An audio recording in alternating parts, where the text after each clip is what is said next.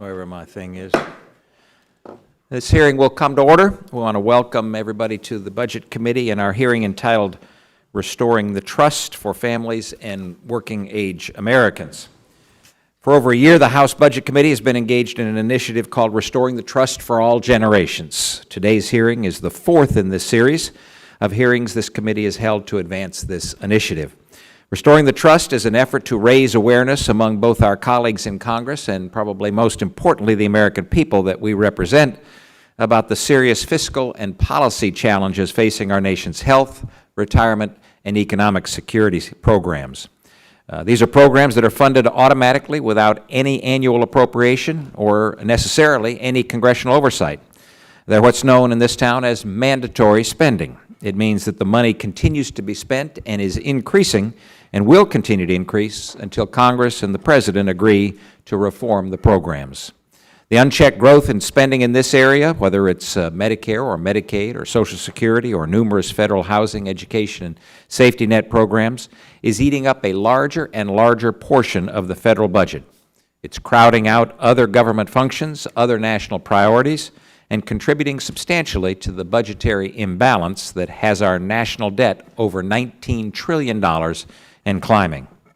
As we have discussed in this committee previously, in addition to the fiscal challenges, we know that these programs are not necessarily serving the beneficiaries all that well.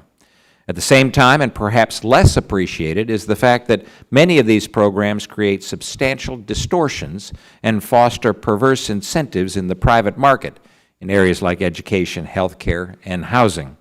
Those distortions drive up the cost of goods and services for all Americans. For many working-age Americans and their families, they may have no direct interaction with these automatic spending programs. But these programs and government policies generally are increasing demand for services while simultaneously limiting supply, and results in prices that are outpacing wages. And that hits the middle class particularly hard. In today's housing market, affordability is the missing element. The fundamental problem is a supply-demand imbalance that works against families struggling to afford the mortgage or rent as home values appreciate faster than wages and inflation. The average family's housing costs rose 63.3% between 1997 and 2015. According to the U.S. Census Bureau, home ownership rates are at their lowest level in 50 years and currently equal the same level of 62.9% that was achieved in 1965. In higher education, evidence points to federal student aid distorting demand, and it's been linked to rapid rises in increases in tuition. A 2015 study conducted by the Federal Reserve Bank of New York reports a pass-through effect on college tuition from increased federal student aid. For every additional dollar in subsidized loans, tuition increases by an estimated 65 cents. And for every additional dollar in Pell Grants, tuition increases by 55 cents. More generally, our current education system contributes to higher costs by stifling innovation that could offer flexible, customized, and more affordable education experiences catered to the lives of working students with families who are seeking to realize their full academic potential. And Washington's current approach to health care clearly has, under the assumption of knowing what's best for patients across America, has restricted them to health programs that are on an unsustainable path while driving up costs.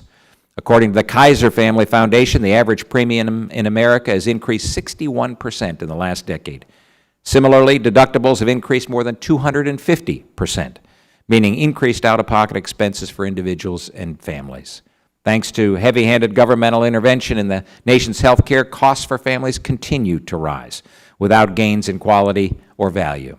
Furthermore, competition and innovation are stifled, and providers spend nearly twice as much time completing paperwork as they do caring for patients, lending itself to a paper-centered system as opposed to patient-centered healthcare delivery system. In short, the status quo is not working.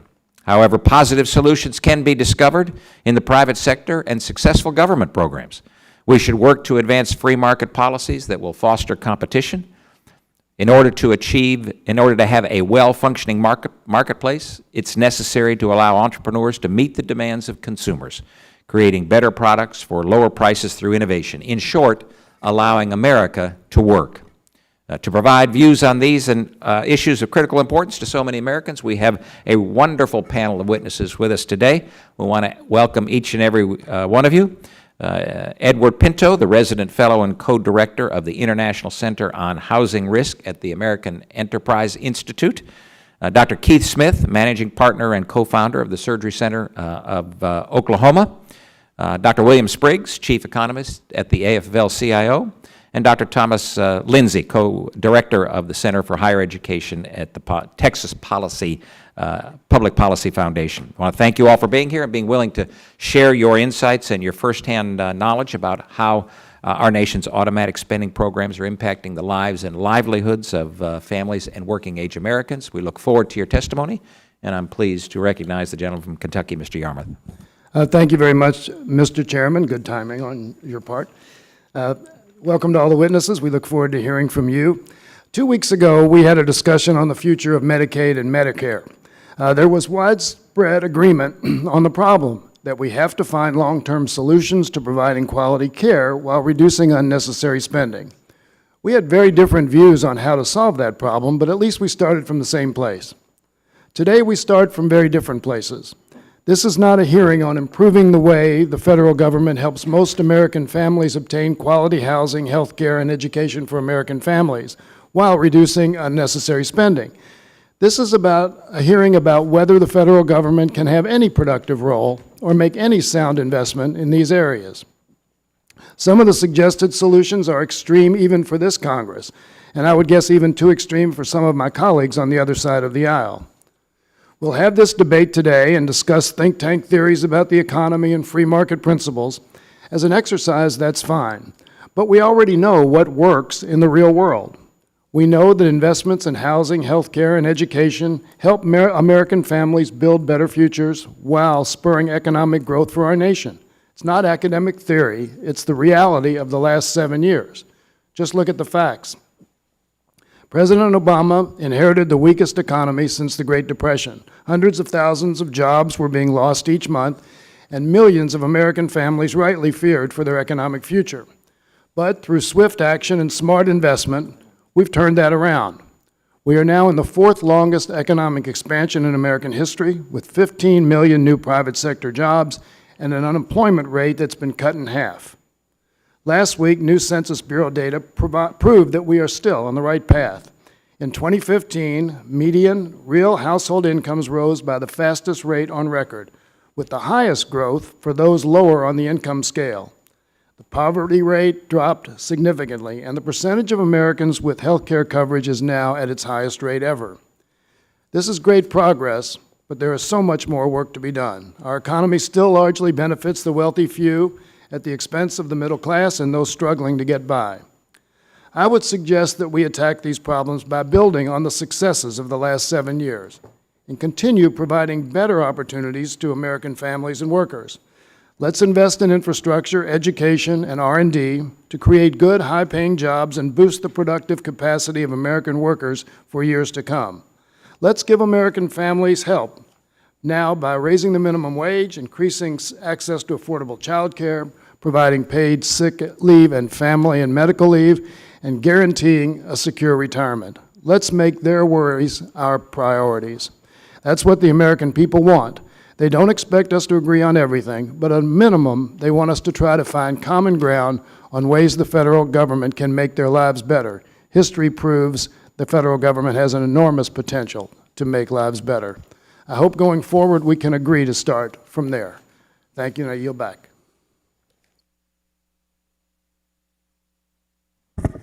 Thank you, Mr. Yarmouth. We appreciate your opening statement. I want to once again welcome all of the witnesses, Mr. Pinto, Dr. Smith, Dr. Spriggs, and Dr. Lindsay. Thank you for appearing before us today.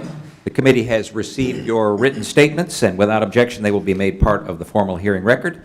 You each will have 5 minutes to deliver your oral remarks, and Mr. Pinto, you may begin when you're ready. Thank you, Chairman Price and Member Yarmouth. Thank you for the opportunity to testify today. The committee's goal of restoring trust for all generations is to be applauded. However, as the committee has observed, it's regrettable that government programs developed over 8 decades to meet worthy aims are now failing the very people they were intended to serve. My research has found that the same is true with respect to decades of ill-conceived housing programs. In most cases, these policies increase housing demand but do little or nothing about supply. When supply is increased, it drives up prices, layers of subsidies are used, and a host of unintended consequences results. First and foremost, it yields higher prices and higher rents, particularly for low-income and minority households, the very ones these programs are designed to assist. Today's subsidy-laden, government-centric housing finance system is something I called an economics-free zone. I call it that because it's indifferent to supply and demand. As a result, housing has become less, not more affordable, and less, not more accessible. Turning to the home loan market, 60 years of affordable housing policies have failed to achieve its two primary goals: increasing home ownership and achieving wealth accumulation for low and middle income borrowers. Today, the chairman's already noted that today's home ownership rate is 62.9%, is the precise same as 1965, and not much higher than 1960 or 1957. Further, we've not been successful at building wealth for the very groups these policies were aimed to help. This is primarily due to excessive leverage, namely low down payment, 30-year mortgages that have a lot of debt leverage in terms of income. Home buyers have become addicted to debt, very much like the federal government. Federal lending policies rely on highly levered debt to finance home buying by households with limited financial means. The debt is used to finance a single asset, one that's highly illiquid and has volatile prices and large transaction costs. This means they start with little equity and build more equity very slowly. Gives them little protection against life's vicissitudes and volatile home prices. And the debt-inflated prices themselves create price volatility. And we just went through a cycle of that. I would only point out that in 1954, interest rates and financing costs were about the same as today, 4.5%, including the mortgage insurance premium. Yet the size of homes have doubled, house prices have gone up much faster than incomes. The only way that happens is to increase leverage, and FHA has done that with a vengeance. The government policies create debt and fueled wealth, not wealth supported by real income growth. The result we saw was catastrophic, and it was due to these low down payment loans that are prone to default. Before this expansion of leverage, FHA's foreclosure rate just about rounded to zero. And yet the home ownership rate was, as I said, about the same as today. Over the period 1975 to 2013, this is after the leverage started getting added to the housing finance system, FHA borrowers would suffer 3.4 million foreclosures. There were 3.4 million claims to FHA. Before that, these numbers literally were very low. 1 in 8 such buyers suffered that result. And it's even higher in low-income and minority households. The entire market since 1975 has experienced 11 to 12 million foreclosures. As troubling, the reliance of government loan policies on excessive household debt crowds out the ability to save for one's retirement and pay for one's children's post-secondary education. As I said, total debt-to-income ratios have risen. Today, 1 in 6 FHA buyers have a total debt-to-income ratio pre-tax of 50% or more. We all know how this works. You're buying a home, you're told you can get approved for a loan of this amount based on your income. They're all calculated on a pre-tax basis. The focus is not on how much you need to put forward on retirement, not what your children are going to need to go to post-secondary education 20 years from now. It's focused on what's the maximum amount of house you can buy today. No consideration is given to these other items. And I have 2 charts included that describe that. As you craft solutions, please keep these facts in mind. Wealth is the antidote for poverty. We've focused on redistribution, not wealth. Wealth equals one's accumulated savings. For 50 years, government policies have ignored wealth, focusing on income transfers. The racial wealth gap is 3 times larger than the racial income gap, and middle income and working class families need a straight, broad highway to wealth building. I've laid out alternatives in my written testimony, and I submit those to your consideration. Thank you. Thank you very much. Dr. Smith, you're recognized for 5 minutes. Thank you. Thanks for having me. While everyone agrees there is something terribly wrong with the healthcare delivery system. Dr. Smith, you want to turn on your mic, please? Sorry. Is that better? Perfect. While everyone agrees there's something terribly wrong with the healthcare delivery system in this country, it's becoming increasingly clear the problem represents not the failure of the free market, but the absence of the free market. This is highlighted not only by burdensome regulations, but also by the difficulty in obtaining pricing information prior to receiving a healthcare service. In contrast, the plastic surgery and LASIK markets, neither of which is distorted by third-party payment, government or private, have traditionally displayed pricing and have shown lower prices and higher quality over time.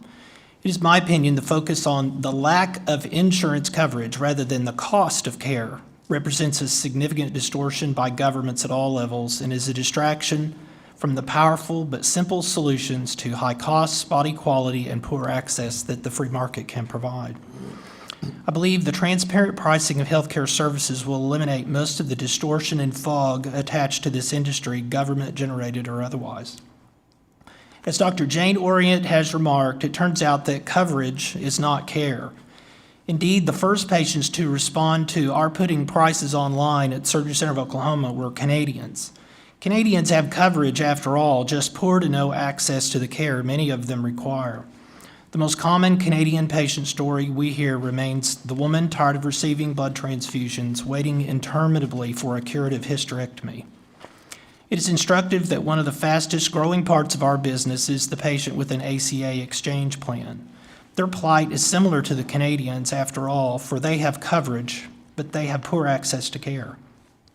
Shockingly, they have a better out-of-pocket experience paying our full website fee than meeting their deductible and copay using their insurance. Like many Canadians, they've discovered the only single payer upon which they can truly rely is themselves. While the Surgery Center of Oklahoma was the first to publish online pricing for surgical care, we've been joined by many others, almost all of whom coordinate and share insights through the Free Market Medical Association, a group which seeks to connect buyers and sellers of healthcare services without the distorting influences typically involved. This price-transparent and therefore market-based approach has led many otherwise price gougers to match our pricing rather than risk patients traveling, for instance, to Oklahoma City for their care and lose the business. Our price is typically 1/6 to 1/10 of what traditional hospitals charge, represent what we believe it costs to render care, without the fluff to build an empire and provide fat administrative salaries. Patients from all over the country have saved tens of thousands of dollars by coming to the Surgery Center of Oklahoma, and by not coming to the Surgery Center of Oklahoma, but leveraging a better deal in their hometown using our pricing. I've changed the pricing at the Surgery Center of Oklahoma twice in the 8 years that our prices have been posted online, and in both instances have lowered the prices, both times as a result of the action of my competitors. This highlights my firm belief that market pricing cannot be the result of top-down central planning, but rather emerges from competitive activity. Our prices, it should be noted, are bundled, including all aspects of care, and are less than Medicaid currently pays the not-for-profit facilities in our area. Imposed top-down pricing is always too high or too low, it seems, predictably leading to a surplus of unneeded services or shortages of needed services.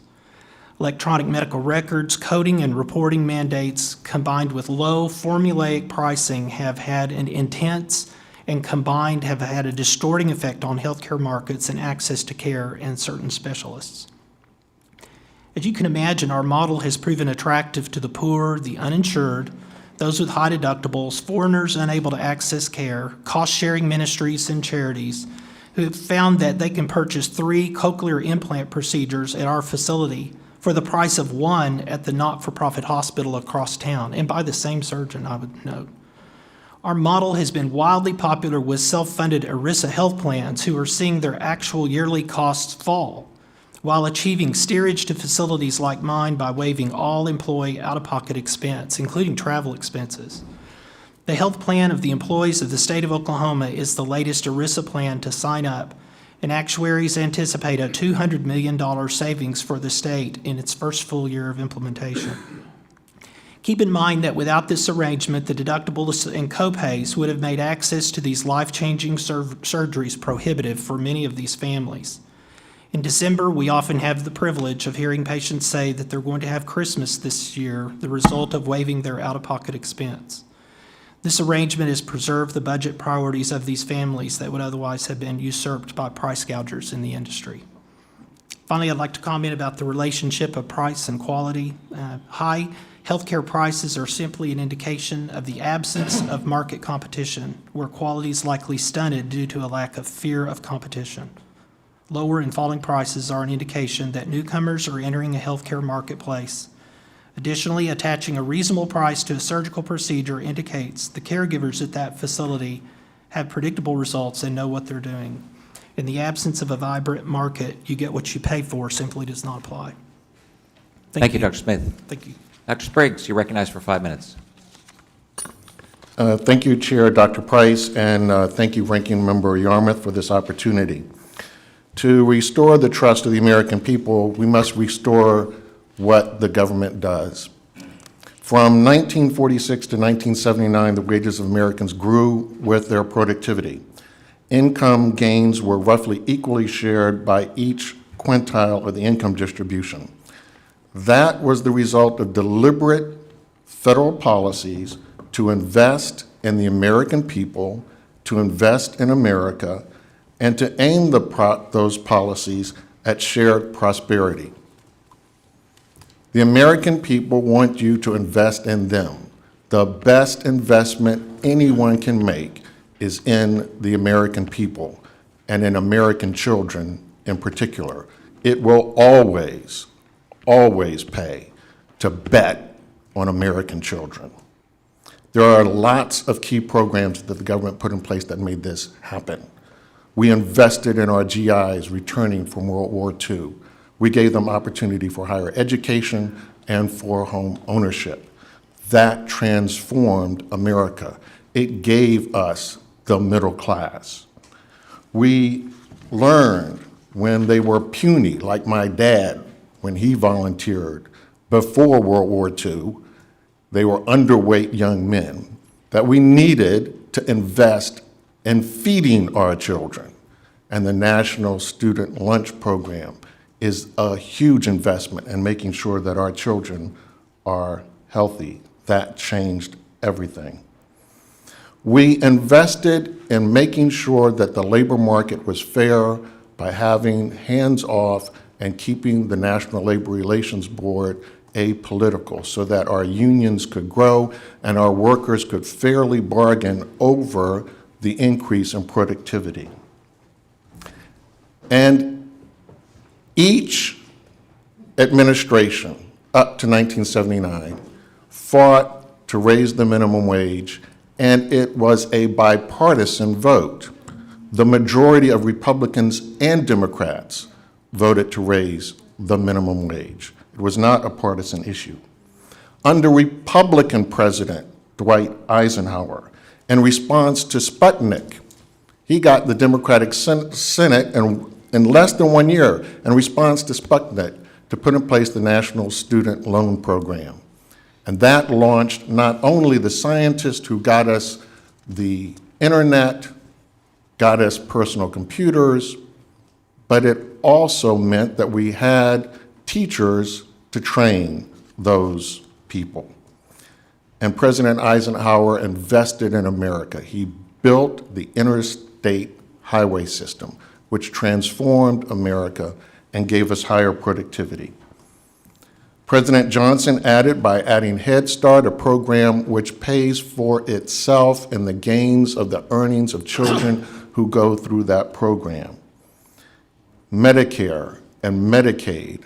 Young women who have had access to Medicaid when they were young have higher earnings, have more education, and the young people who have access to it end up with higher earnings paying back and higher taxes the way that we get to afford these programs.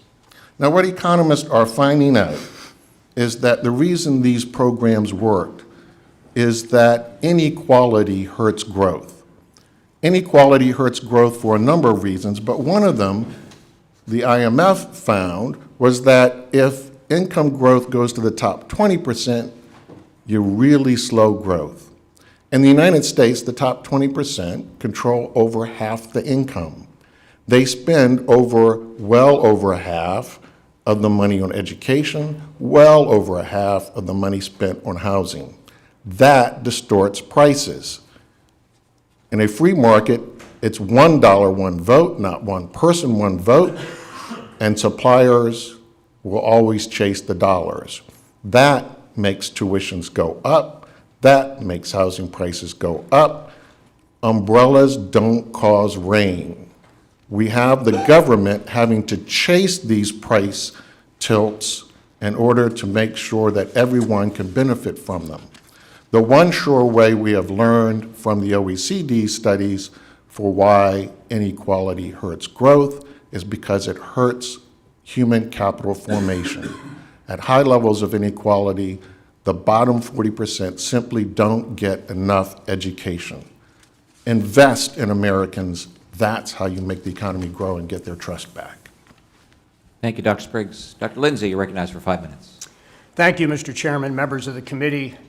I appreciate your extending me the opportunity to present my research on the question of how we might increase opportunity for everyday Americans through higher education. I'm encouraged by the growing bipartisan consensus on the need for higher education reform. And my research conducted on this question points to the need to promote greater innovation in higher education delivery through fostering greater competition among higher education providers. This country embarked long ago on a very well-intentioned set of federal policies aimed at increasing college access, for which all are to be commended for their earnestness.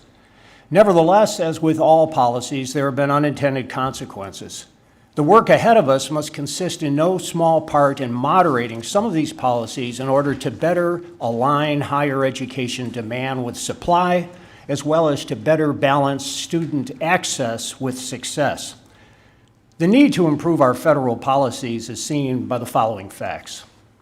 Over the past quarter century, average college tuition nationwide has jumped 440%, nearly 4 times the rate of the CPI over the same period. To attempt to pay for these historic increases, students and their parents have amassed historic debt. At roughly $1.3 trillion, student loan debt now exceeds even national credit card debt for the first time in our history, and this in a country fairly addicted to credit cards. The problem here is not a lack of government spending. The federal government has been very generous. In fact, the United States spends twice as much on higher education as the average OECD nation. This is not a money problem. Rather, when we look at the students today who graduate, and as I said, only half the students who enter college today graduate, of those who do graduate, 36% we know from studies show little to no increase in critical thinking and writing skills, those skills that a degree is meant to signify. Moreover, when it comes to student loan debt and defaults, 70% of student loan defaults come from those who don't finish college. Low graduation rates increase defaults. Even sadder, today, a smaller percentage of recent college graduates comes from the bottom 25% of income distribution than was the case in 1970 when these generous federal programs began. So from these points, what we see is this: half the students who attend college never graduate. Of the half who do, only 64% attain any significant learning. What that means is that today, only 32% of students who enter college both graduate and do so with the learning that a college degree is meant to signify, meaning the odds are 2 to 1 that you won't get both. That is a scandal. But there is good news. There are solutions available to us. In Texas, in 2014, we launched the Affordable Baccalaureate Degree Program. It can cost half as much as a traditional college degree. You can finish it sometimes twice as quickly. Even if you come into college with no credit, you can get a degree in 3 years for between $13,000 and $15,000. Clearly, these aren't degrees. You can't do this with all degrees. You can't do this with a biology degree or a philosophy degree or engineering, but you can do it with applied degrees, and that's what these programs aim at. And there's something that we all need to take account of. When we talk about college today and what we can do to help college students, we think of the 4-year residential campus where students are attending full-time. That is no longer the case. Only 1 in 5 college students fits that description.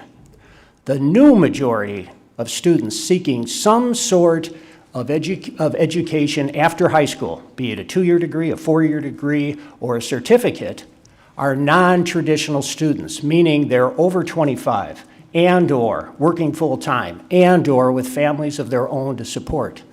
The traditional models that have worked for us in the past simply cannot address their needs. There are other recommendations I would like to make, and I'd be happy to offer them during Q&A. They're contained in my written statement. Thank you very much. Thank you, Dr. Lindsay, and thank you to all of you for your testimony. I think it was really helpful in framing the discussion. And let me have you put up the first slide, please.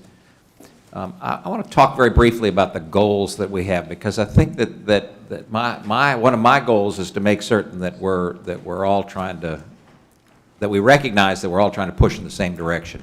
We all want housing that's appropriate and affordable for folks. We want health care that's of the highest quality and available for individuals. We want education that allows each and every American to realize their dreams. So the question isn't what the goals are. The question is, are we doing as a federal government the right thing that allows those goals to be accomplished? And if you look at this slide, this is the last 30 years and the increases in family spending on housing and health care and education, compared to inflation. So the average increase for those items ought to basically track inflation, unless there's something else going on. And housing and healthcare and education obviously are increasing significantly greater than inflation. So there's something else going on, and that's what I would hope that we'd concentrate on. So let me drill down a little bit on this, Mr. Pinto. You talked about the area of housing right now, government-centric housing finance system that creates an economic free zone, and you talked specifically about the challenges in the area of the home loan market, in the area of the rental market. But I would take a few minutes and expand on what the solutions that we could look at here to make it so that those kinds of that kind of economic free zone doesn't exist. Okay, thank you, Mr. Chairman, for that question. The problem is we have a debt-centric approach. So the income tax deduction subsidizes debt. The government, through all of the housing finance agencies and the guarantee agencies, subsidize debt. And this drives up the prices. And of the things you have up there, the thing they all have in common is an excess of government involvement. And in the case of housing and education, it's debt-driven. So the solution is to rely on less leverage. So you have to start with the income tax code and reduce the incentive to take out debt and have an interest deduction for that, and replace it with paying down the debt so that you're building equity in the home. You can't rely on the price appreciation. We saw what happened there. The second thing would be for low-income individuals. What we've done is a whole host of programs that funnel the money through a lot of third parties, either private sector or advocacy groups. That's where the money goes in various government entities. We need to have the money go as a rifle shot directly to the consumer. So one of the things that we've proposed is a wealth-building home loan, which would replace the 30-year loan with a small down payment, which virtually everybody has today, with a 15 or 20-year loan with actually no down payment, and then use that money that would have gone for the down payment to lower the interest rate, along with other things, to reduce the or increase the buying power to be almost equivalent to what the 30-year loan is. And then for a low-income person, you could add, for a household, you can add what we call the Lift Home, low-income first-time home buyer tax credit. So instead of having these tax deductions that run for 30 years, and the more debt you take out, the more benefit you get, and if you're low income, you don't actually get any benefit from that, you can target that to a low-income individual and say, we'll give you an amount, 3%, say $6,000.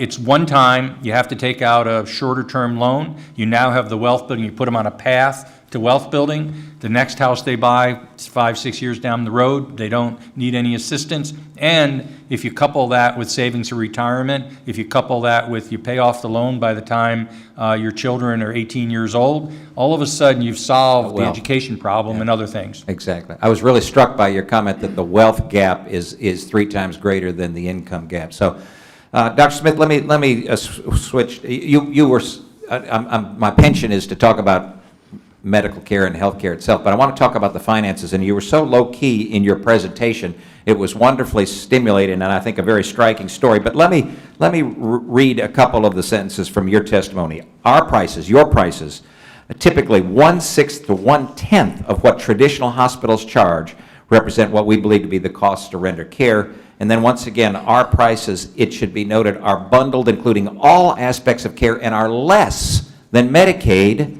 currently pays for to not-for-profit facilities in your area. How on earth can you do this? Where are you where are your costs being saved? Where are your margins being cut? Well, fortunately, the question I'm asked with less frequency is that question: how can we be so inexpensive? Increasingly, the question is being asked of the price gougers. Why can you claim to not make a profit and charge 10 times what those guys do across town? The answer is the prices that we have online are what we believe it costs to take care of patients, and we're making money. So what is not included is buying expensive advertising. It is not buying billboards, buying out physician practices, buying out competitors, buying all of the practices of rural physicians so that the local rural hospital can be brought to their knees and purchased cheaply by the big corporate hospital. So we don't do any of that. We just take care of patients, and that's what we believe it costs to do it. If you could put up the slide on healthcare inflation, please, because I think it's really striking.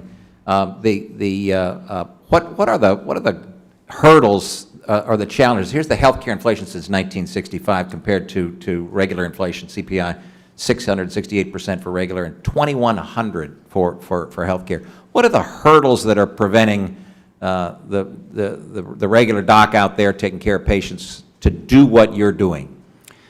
Many of the hurdles are local and state hurdles at the government level. There are federal hurdles in that there's so many strings attached to accepting federal money, and the electronic medical record mandates. Those sort of things just drive up the cost of practice just to insane levels. But certificate of need laws are a real problem. The federal government, I think, has backed out of that, but some states keep these certificate of need laws so that entrepreneurs and newcomers can't enter the marketplace. There's also the federal prohibition on physicians owning and controlling facilities like mine. That's always been a problem that Washington has addressed with prohibiting physician ownership of facilities. But traditionally, physicians have a hard time participating in the bankruptcy of their patients with institutional charges from facilities they own. So there's an accountability there that's lost with the prohibition on physician ownership, I think, that ought to be at least looked at. Great.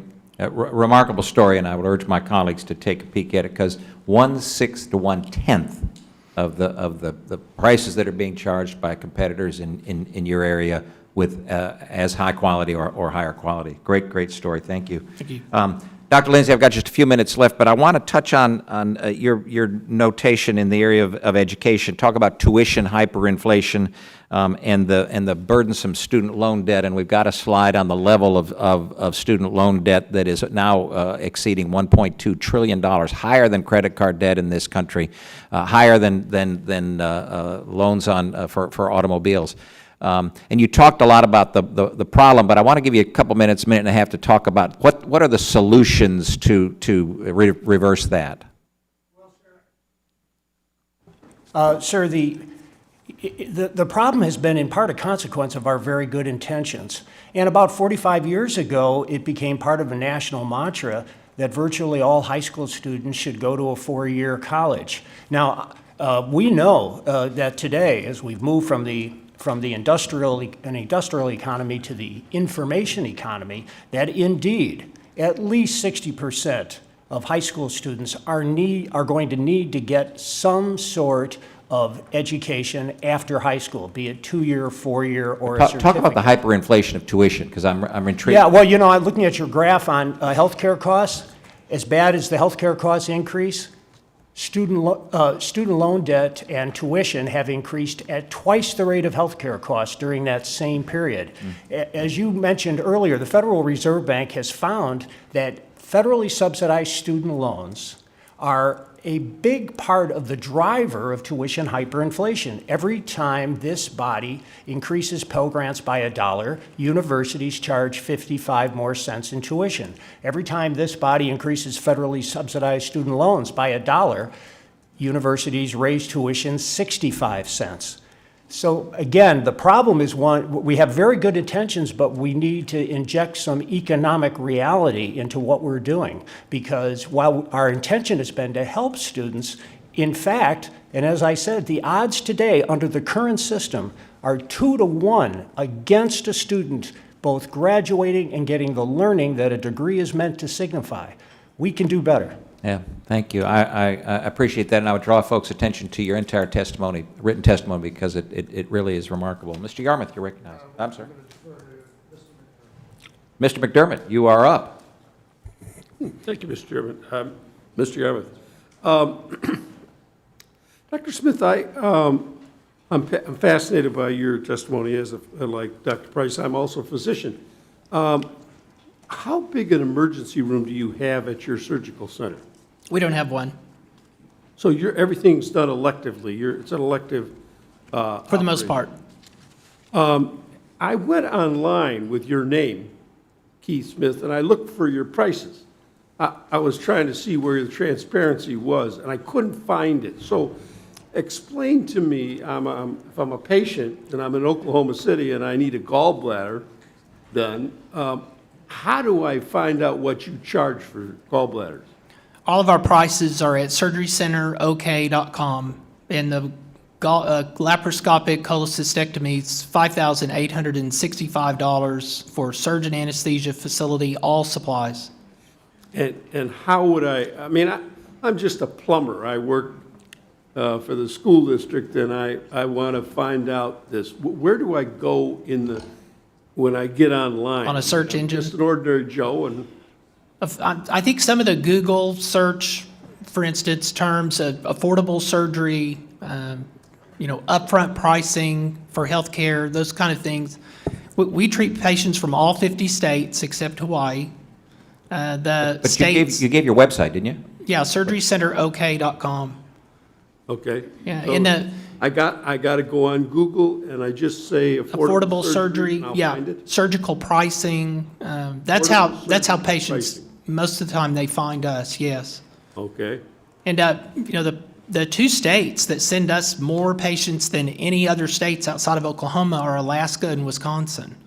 And it's amazing, just even the small procedure like a carpal tunnel release. Someone will come see us from Anchorage or Boise, Idaho, and travel, because their travel costs added to our price is still far less, multiples less than they would have What paid. you're saying is that if everybody in the country would go to affordablehealthcare.com and pick out their surgery, we could reduce all the problems in healthcare, or most of the problems, or?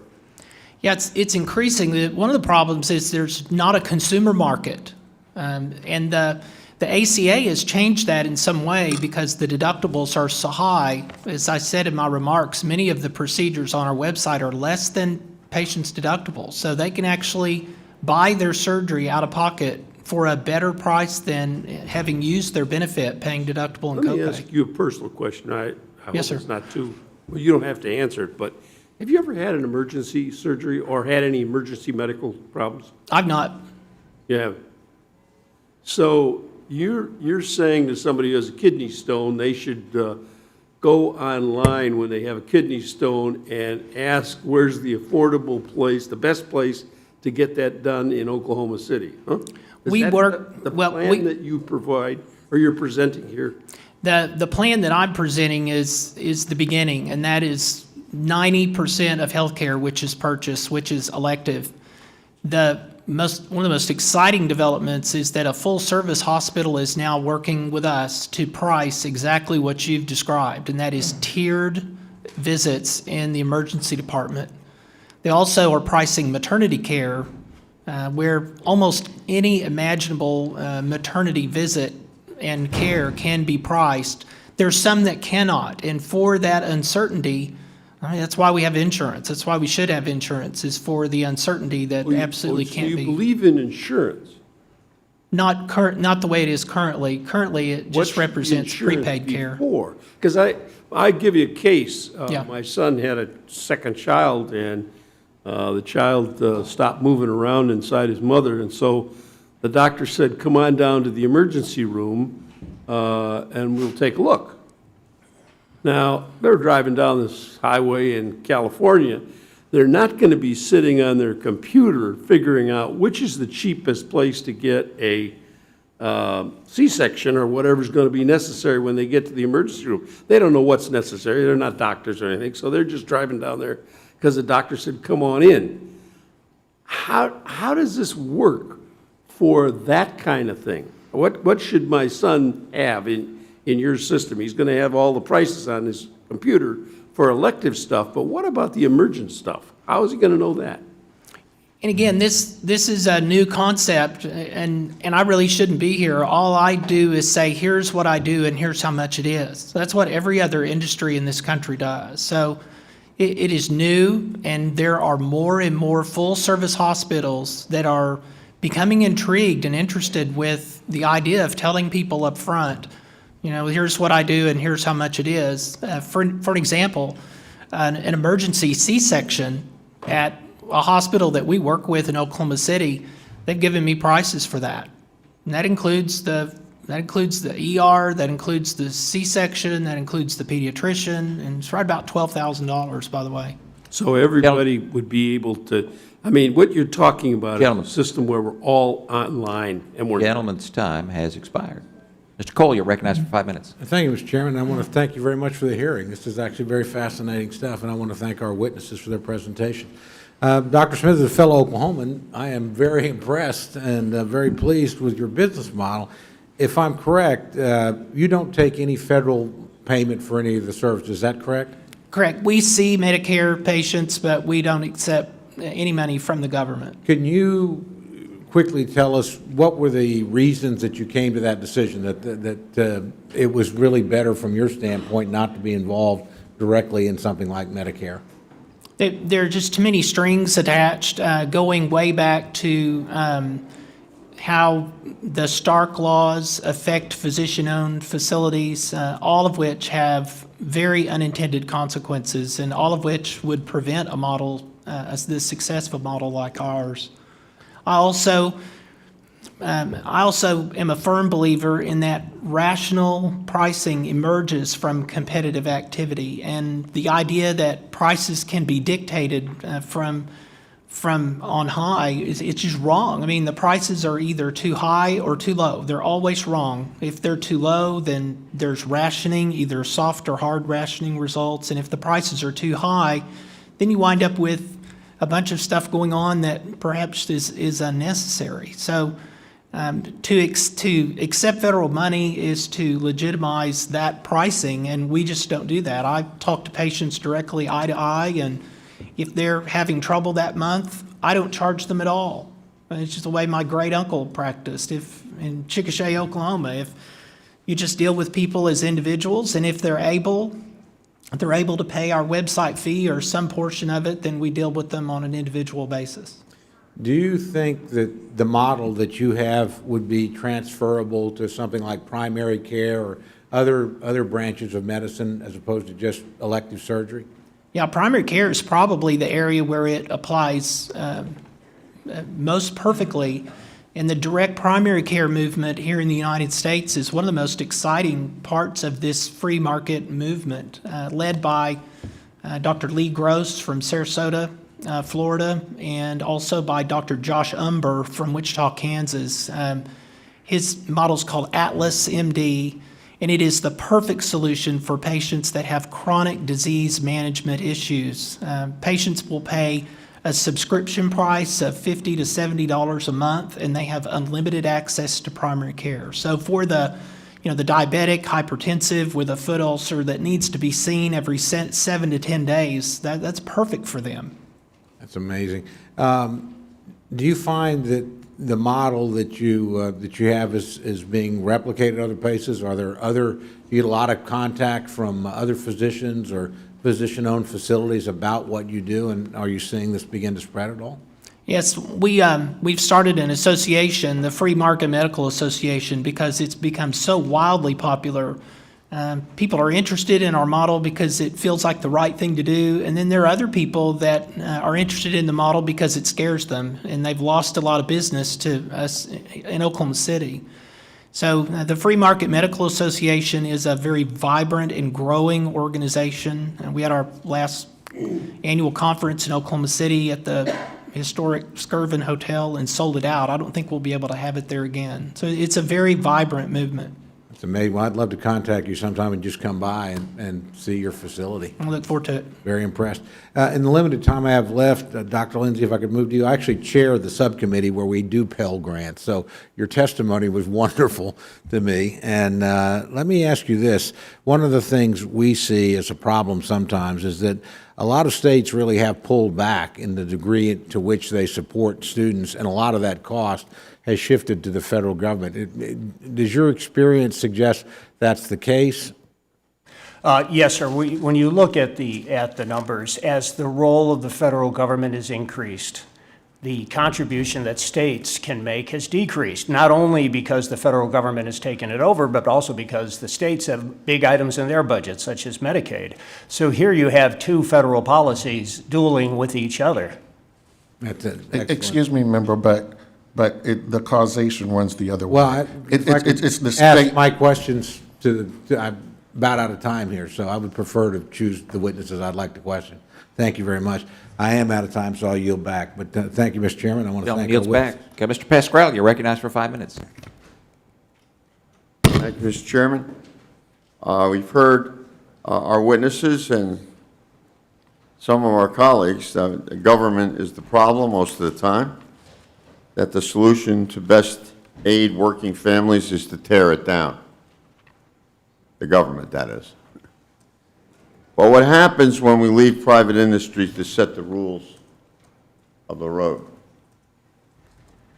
Are they really better at investing in the economy and in the working men and women of our society? Do they, left to their own profit-seeking motives, protect the vulnerable? And there are many vulnerables here, not just people who are incapacitated. Vulnerable means a lot of things, a lot of groups. We used to have less regulated capitalism in the early part of the 20th century. And we saw children working in factories, and men, women, and children alike losing limbs and lives in hazardous workplaces. And let me interrupt what I'm saying here to say that the comments to me about higher education are something to be considered. And housing, something to be considered. All of you, I believe, I've read your documentation, all of you make good suggestions, and some of them are debatable. That's what democracy is when we, practice it.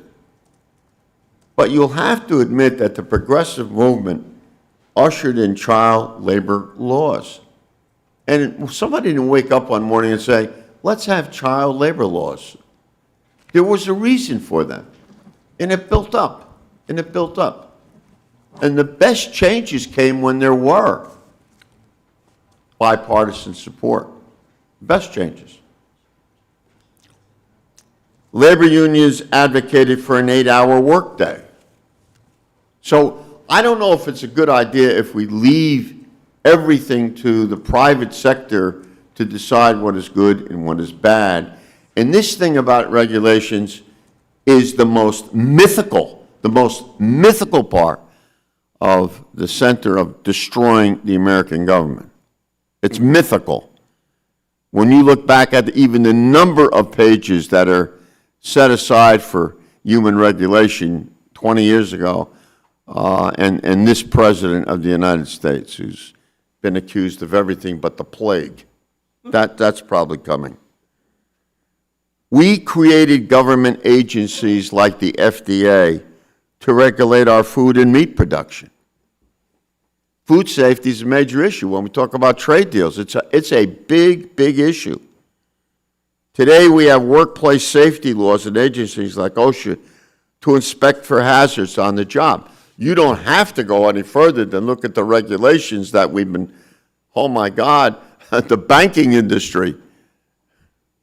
When the guy that's getting a bonus of $120 million is standing up and is saying, well, we got rid of those 5,200 clerks in that bank, and that's going to solve anything. I put money into that bank. I got money in that bank. I'm going to take it out. You want citizen advocacy? We'll have it. I don't care what area we're talking about. Healthcare, financial, workplace. Prior to Medicare, about half of seniors didn't have health insurance. In my district, now with the Affordable Care Act, we're down fairly low, 9–10%. I'm sure it's the same with many people around here.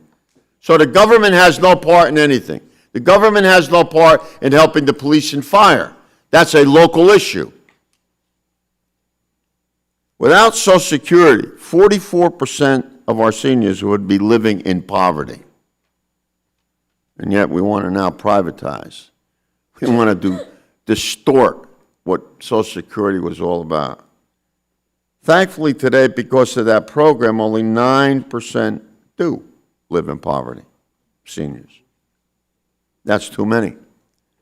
Government, the people's representatives did that, not a corporation, not an economic theory, an honest-to-goodness government Gentleman's intervention. time has expired. And I hope we have a second round. Mr. Blum, you're recognized for 5 minutes. I'd like to yield my time back to the chairman. Mr. Bratt, you're recognized for 5 minutes.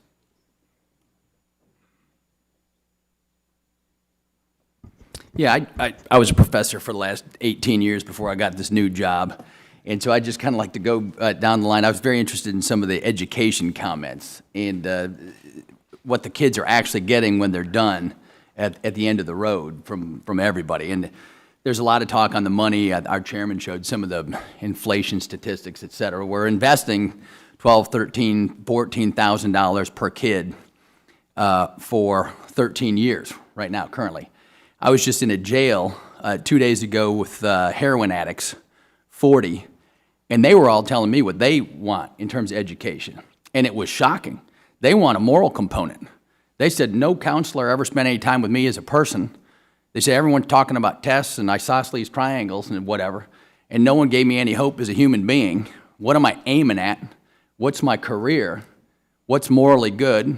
What's a good life?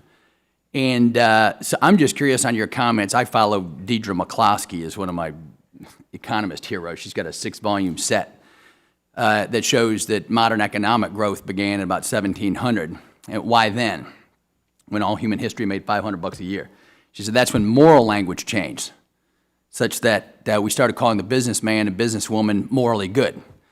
And so I'm just curious on if you got any comments.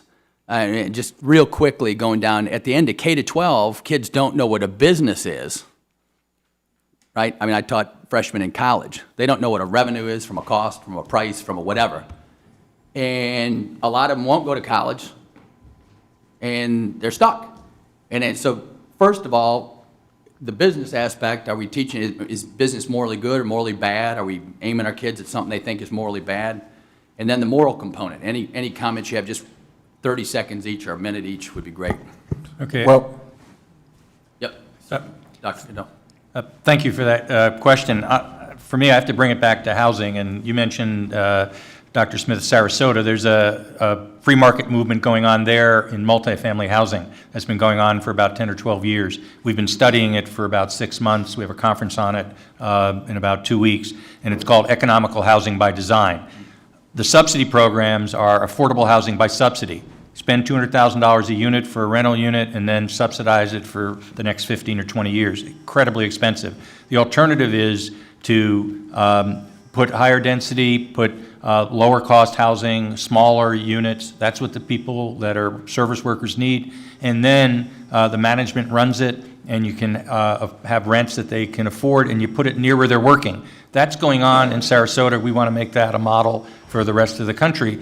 People start out, and then they can move from an efficiency to a one-bedroom, two-bedroom, and buy a house. We used to do that 50 years ago. We got away from it. We locked people away in subsidized housing, and that's the end of it. Good. Dr. Smith?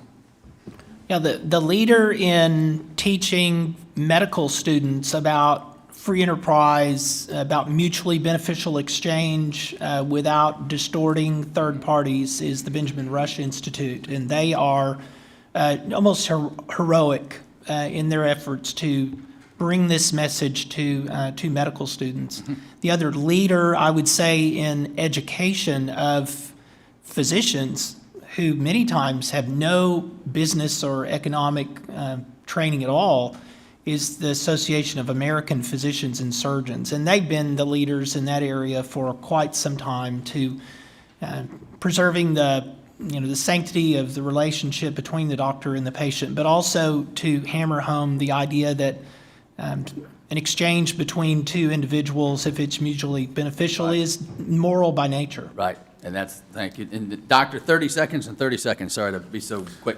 So what happened is that because states cut back on their support for education and turned it into a free market, colleges, of course, will chase the dollars, as is the way you do it in the free market. That increased tuitions because I want students who will pay, and they all have Harvard's model. Harvard follows the top 1%. What happens to their incomes? Their incomes have been going up much faster than inflation, much faster than the average American. That chases the tuition cost up. Yep. The federal government then has to catch up to help out the other students. You believe in equity. Let's do it. Here we go, Doctor. Sir, with regard to the moral component of education, it's sad. Over the last 50 years, universities have largely abdicated their prior responsibility for civic education. According to the U.S. Department of Education statistics, today, only 1 in 3 college students graduates having even taken one course in American government. Mm-hmm. So they don't get a serious treatment of why equality, why inalienable rights, why government by consent. Gentleman's time has Thank you. expired. Sorry for the 30 seconders. Mr. Pocan, you're recognized for 5 minutes. Sure. Thank you, Mr. Chairman. So I have some questions for Dr. Lindsay, but I have to admit, I'm going to go real quick first to, if I can, Dr. Smith. Your concept intrigued me, and I did find your website right away, by the way, the prices. It took one simple search. So let me go back to Mr. McDermott was talking about examples. So I worked at an auto parts manufacturer, and my job got sent to Mexico. I've been out of work for a little while. I've got a torn rotator cuff. I call you guys up. But if I understand right from the other question, you don't take Medicaid or Medicare? So No. how does that individual access, if they don't have the savings to do that, how do they access your model? The patients that come see us, usually with the help of their family and friends, can afford our prices because they're low. In some cases, I mean, there have been surgeries financed at our facility by church bake sales. Okay, so I don't mean these words wrong, but it's kind of survival of the fittest as opposed to, someone who might actually need the service, they're going to have to go to other models then at that point. How about an example of the school teacher that Mr. McDermott started talking about? If they come in, now they've got insurance, and the one thing I did see also on your site, there's little asterisks after every price, and there's a disclaimer. It says, note if you're scheduled for surgery at our facility and we're filing insurance for you, the prices listed on this website do not apply to you. So what does that mean? That means we take a lot of risk dealing with the insurers who, on the front end, will say, yes, we'll pay for this cochlear implant surgery and we'll have all the documentation.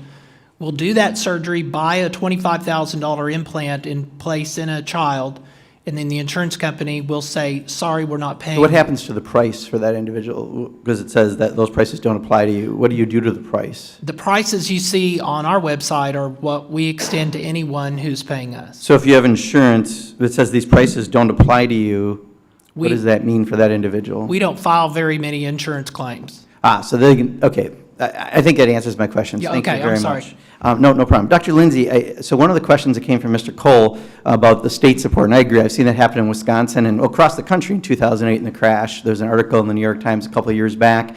Most states have started putting some money in. States like Wisconsin, unfortunately, have not yet. But that's made tuition go up, and that's one of the bigger drivers. You said you thought it was financial aid, but I'm looking at a report from the Institute for College Access and Success, and they say specifically, if I can just read this, a number of the nation's most respected experts in higher education, finance, and public policy have reviewed the research and found no convincing causal relationship between federal aid and college prices. What are you referencing that's different? Yes, sir. Thank you for the question. More than 30 years ago, then Secretary of Education William Bennett said that growing federal subsidies would allow colleges, quote, blithely to increase tuitions without fear of repercussions. And Okay, so I think I got it. So now there's a that was study versus a 30-year-old comment. That was Dr. debate. Bennett. No, for 30 years, academics did studies of that and said, oh, no correlation. Now, I'm an academic. We had an interest in saying no correlation. But nevertheless, the Federal Reserve Bank of New York last summer really settled this issue. There shouldn't be any more debate about this, nor should there be this false charge out there, which we hear every day. So there's no academic organization or institution that has information that says there's a link to tuition and financial aid? Just a yes or no Sir, if you answer, see the could, 'cause Federal I have a Reserve. few more questions. Take for a you. look at the Federal Reserve Okay, Bank so you said study. I'll take that as a no. So let me ask you a question again about the lack of support. So when you look at public versus private institutions, especially you've seen all the stuff we've had with some of these private colleges, for-profit, that 90% of their money is coming from the federal government or more already. Is there a difference in distinction you see in that model versus the public institution model and other private college models? All of us are sad to see that some private for-profits have engaged in fraudulent practices. Nevertheless, only 10% of students get post-secondary education from for-profits. The real problem that we have to address if we're going to help the majority is to address public higher education. Gotcha. In the last 42 seconds I think I have left, so one of the things that we've been looking at is trying to make it less expensive for students. They don't have to have so much in debt. You know, one of the things we've said is refinancing student loans. You know, you have these weird rates that are out there, but up front, an idea that if you increase financial aid through work studies, so the average student might work 10 or 15 hours a week, relieve the university of some of those costs of that work, and then do the university, and then get that as the financial aid, so they essentially can leave with no debt out of a 4-year program. What's your quick opinion on that? Certainly, I have no objections to that, but I think that's nibbling at the edges. There are better solutions. Okay, thank you very much. I yield back. Gentleman yields back. Mr. Sanford, you recognize for 5 minutes. Thank you, Chairman. Hello? Okay. I guess first question would be on housing, so I'm going to come to you. Andres Tawani is a land planner / architect, has done some interesting thing in this movement called New Urbanism.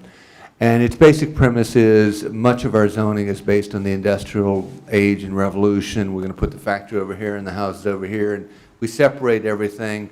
And yet that's not how our country developed, right? If you look at places like Charleston or Savannah, it was all sort of thrown in there together, and oftentimes you lived above where you worked. And why don't we go a bit more back to that? You had a granny flat in the back. Grandmom came to live in the back, but then when grandmom died, you could rent the house, the little unit out. And this idea of mixed use. Are there two municipalities out there that from the standpoint of code, because much of it's driven by zoning, the government dictates in essence higher pricing on housing. Are there two municipalities that you would recommend for me to do further study on places that have got it right in your view?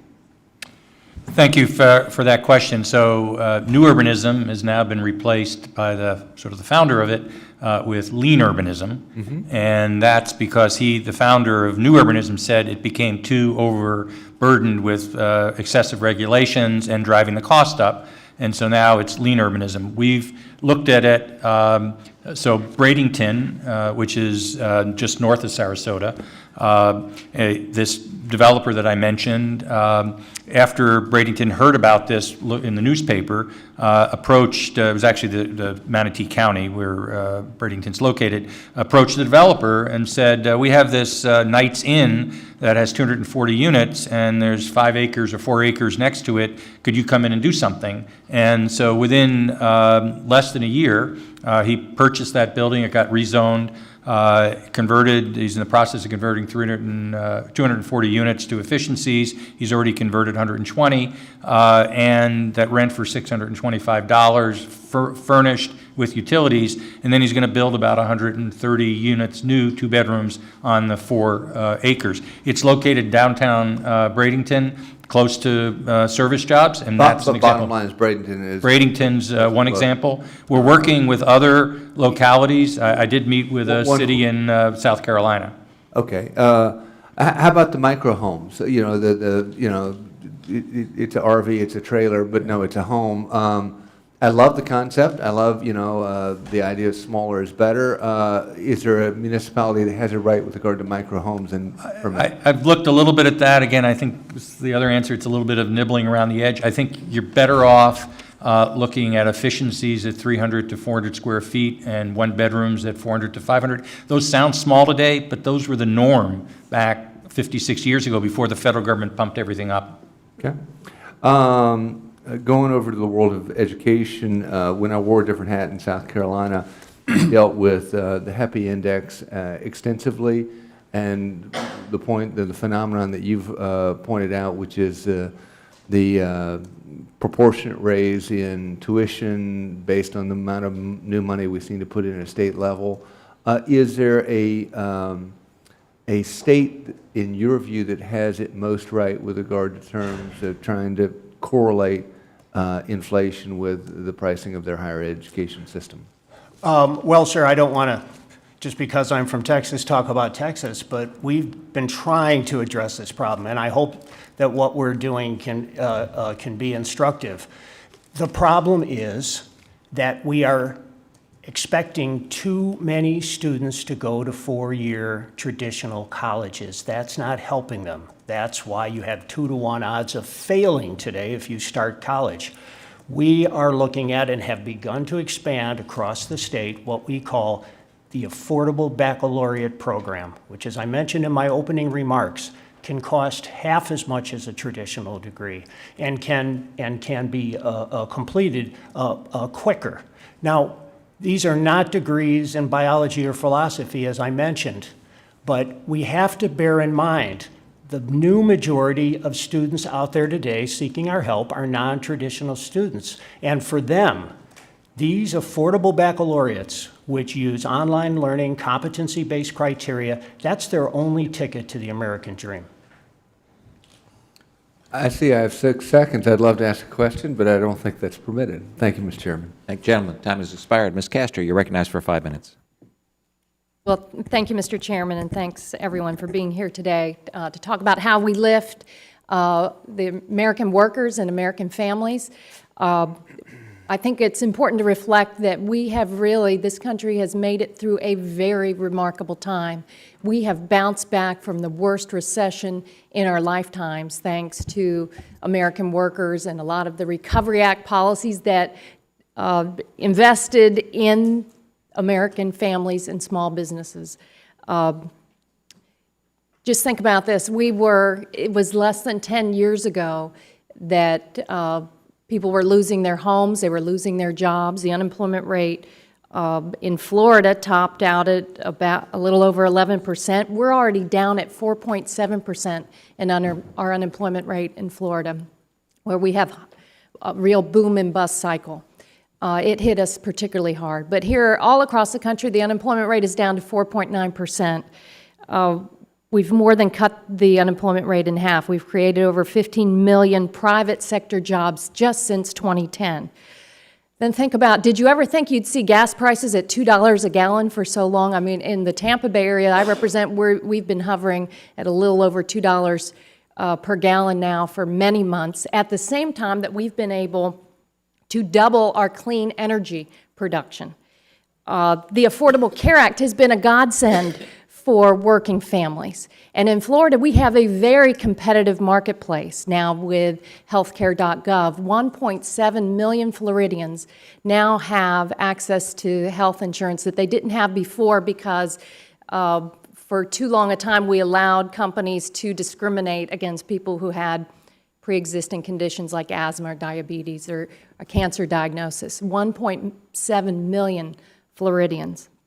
So the uninsured rate now, we know, is at its lowest level in the history of the country.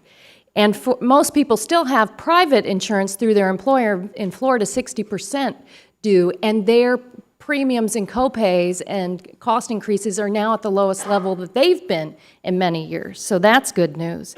And if you've been fortunate enough to have money in the stock market over the past decade, you have done very well. The stock market's practically tripled. But we still have this problem with how we increase wages and income for families. The good news was, the Census Bureau said last week, real median household incomes grew by 5.2% over the last year. The number of people in poverty fell by 3.5 million. That was the largest one-year drop since 1968. But we've got to do so much more. We've got to build on this success. And Dr. Spriggs, I love it that you say we've got to invest in the American people. We've got to invest in this country. And there are a couple of things that are just really stick out. We've got to improve our infrastructure in this country. And I wonder if you could comment on that, Dr. Spriggs. I look back at home, we have so many needs in our roadways, our water systems, our wastewater systems. Interest rates are low. Wouldn't this be a good time to invest in our communities back home and create jobs? Absolutely, Congresswoman. Right now, we're running a deficit in our infrastructure because it's deteriorating. So if you look at it from a net perspective, you're running negative. We're leaving to our children the debt of repairing infrastructure that our parents and grandparents paid for. So we're not leaving them the legacy that we were left with. We're leaving them the debt of trying to fix it. That's not right. And at the moment, there is a consensus among economists that the one thing missing from this recovery was further fiscal stimulus. Whether you look at the father of expectations or someone on the other side of economists like Krugman, Nobel laureates all agree that we need this stimulus. The IMF has been urging the United States at these low interest rates, invest, make the investment in your infrastructure. The OECD is telling us, invest, and we aren't responding. The Budget Committee has a responsibility for the full employment of Americans through the Humphrey-Hawkins Act, and that is a responsibility we should take seriously. Well, my neighbors back home see this, and they see those low interest rates, and they understand this would be a great time to invest in our communities. And then the other thing I hear is that people are clamoring for more modern workplace policies. Family medical leave has been very popular, and it has sustained a lot of folks. But we've got to do more on sick leave, paid family and medical leave, and good child care. How would that help us Gentlelady's time has improve expired. well, maybe you can reply back to the committee on that topic for workforce. There'll be questions for the records that you're welcome to offer. Mr. Palmer, you're recognized for 5 minutes. Thank you, Mr. Chairman. Got a couple of questions, then I want to make some comments. It's been mentioned how well the economy is doing. I'd just like to point out that under this administration, the economy will have averaged 1.55% growth through 2 terms, and it'll be the first administration, I believe, in the history of the United States in which there was never even one quarter in which the economy grew at least 3%. 1 out of every 6 working age males are unemployed. And in terms of the unemployment rate, I don't think they count people who simply quit looking for work. And we could go on. We talk about, Dr. Spriggs mentioned infrastructure. We passed an $860-something billion stimulus bill back early in the first term of this administration, And various reports have indicated that just over 3% of that actually went to infrastructure when it was supposed to be shovel-ready jobs. So we had an opportunity to do something about infrastructure, but chose to spend the money elsewhere. So I take some exception to that. And then we were talking about Head Start. The government's own studies indicated that Head Start, by the time kids reach the 4th grade, show no impact. And in regard to overall education, one of the issues, Dr. Lindsay, that I have with what's going on in higher education is the amount of money that states and parents and students are having to spend on remedial education. I think it's about 30% of the students who enter college today are having to take remedial courses, and that's basically taking a high school course, but paying for it at college cost. You want to comment on that? Yes, sir. This is a consequence of our notion that virtually all high school students should attend a 4-year college, and that's just not the case. We're not serving them. So it seems to me the question is not whether to invest in the American people. The question is what policies by which we invest in them help them. And with the best of intentions over the last 40 years, the growth of federal involvement in higher education has not helped them. I mean, think about the fact that today a smaller percentage of college graduates come from the bottom 25% of income than in 1970 when these programs started. So no one here is talking about whether we should invest or not invest in the American people. It's let's do it in a way that actually helps. Because when 68% of students either don't graduate or graduate not having attained the learning that a college degree is meant to signify, that constitutes a scandal. In my district, we have a couple of 2 or 3 centers, technology-related, vocational-related, for high school students in Blount County in particular. You've got young people graduating from high school that know how to weld, and their first jobs are earning $50,000 to $60,000 a year. And the thing that I've tried to emphasize is that those students can go into those jobs, but they could still go to a 2-year college, or they can go to college later. It gives them a chance to earn money and save up, pay for the education, because as I found out, the more mature you are, the better student you become. But these are people who are starting businesses. No, that's right. I mean, with the exception of fields like law, medicine, engineering. Well, we need more lawyers. With the exception of those fields, most students, 4 years is much too long. Much of this can be done at the community college level, and we've been hearing things about free community college. Let me tell you, in 2014, the average Pell Grant was $3,300. The average community college cost was $3,300. So we've got that already. As I said, the problem has not been a lack of generosity. Quite the contrary. We spend twice as much per student investing in their higher education than the average OECD nation. Well, I'm the first person in my family on either side to go to college. My dad was a logger. He had about an 8th grade education. That's what I spent my summers doing, and it was a lot of motivation to go to college. Dr. Smith, quickly, opting out of government funding for healthcare has greatly improved your practice and pricing structure. You mentioned the electronic medical records coding, reporting mandates combined with low and formulaic pricing that had a distorting effect on healthcare markets and access to care and certain specialists. Can you speak to that? And I'd like for you to also speak to ICD-10 and the prospects of ICD-11. Well, any mandate where physicians have to spend money that they don't think they ought to spend is a problem and increases the cost of practicing medicine. Dr. Smith, I'm going to have you answer that question for the record afterward. Mr. Yarmouth, you're recognized for 10 minutes. Thank you, Mr. Chairman. It's been a very interesting conversation. I'm not sure that we've figured out a way to restore the trust for families and working-age Americans yet in the hearing, but maybe there's some ideas that can work. We debate all the time in this committee essentially the priorities, what the priorities of government should be. That's basically what this committee is about. We debated through a budgetary process, and then we debated in hearings such as this. And over the last few years, there's been a substantial difference in the attitudes of Republicans and Democrats as to what the thrust of of our spending should be.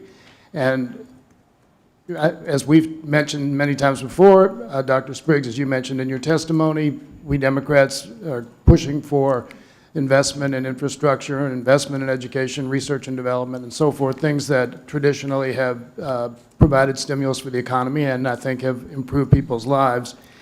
On the other hand, we have proposals from the Republican side, first, I guess, formulated in when Paul Ryan was chairman of this committee, and he proposed budgets that took a very different path. And now we have the Better Way, his plan as Speaker, which, among other things, would reduce the amount of non-discretionary spending in this country to its lowest level as a percentage of the economy and the budget in modern history. So, Dr. Spriggs, I ask you, I know a lot of times we get the argument from the other side that, yeah, we'd like to do a lot of these things, but we have a lot of debt and we can't afford it. Would you discuss the downside of not investing in infrastructure and education and research and development? Well, the growth of the United States was so phenomenal because we did make the investment in our people. So you look at our public land grant colleges. One of the things we've left out in discussing what education does is that our education system included providing the research for our growth. Those land grant colleges ensured that American farmers would be the most productive. And when you look at the results, they have continued to be the most productive because of the research that takes place, unfunded research. And that's the difference between a high education and a low-cost education. It's an investment that gave us Hewlett-Packard, that gave us Google. All of those things were possible because of the way we run in the United States our higher education. It's not a glorified high school. So that investment pays off, whether it's Medicare and what happens to extending the work life of seniors, or Medicaid and giving young people the entry to have a healthy life and have more education, to seek more education, to inspire them to be doctors. All of this plays a role, and it has paid off. The research on Head Start has new findings against what the government initially found because we've done better research as economists. And that's what happens when you have researchers who get supported. So our better research has indicated that Head Start, in fact, does have lasting effects because the earlier study didn't consider that Head Start has spawned lots of preschool programs.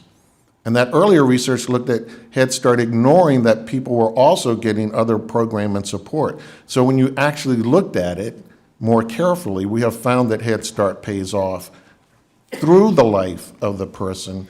And most importantly, when it comes to state cost, it reduces the criminal justice system cost because we know that Head Start and investments at a younger age does reduce criminal activity. So all of this points to the success of these investments. Thank you. I want to talk about the union situation in the country. You work for the AFL-CIO, and it seems to me you can pretty much track the growth in income disparity in this country, not necessarily by race or gender, but just by income, the rich and the poor, with the decline in union representation in the country. Could you discuss the impact of unionization and the decline in unionization on kind of the general welfare and income levels of the country? Yes, and the International Monetary Fund, which is not union-supported at all or union-friendly, has looked at this in a comparative way. So we can see what has happened for countries that have seen declines in union density. And they found the most strong relationship between decline in union density and growth in inequality, particularly for people at the top 1%. So in other words, what happens is when you don't have workers at the table being able to negotiate with their boss about what happens to this productivity increase, it goes to the boss. It doesn't get shared by the workers. When you look at it in the United States, as you mentioned, the graph just pops out. That's the way the graph looks. Declining unionization, growth of income at the top 1%. There's a perfect correlation. Non-union workers hurt because of that.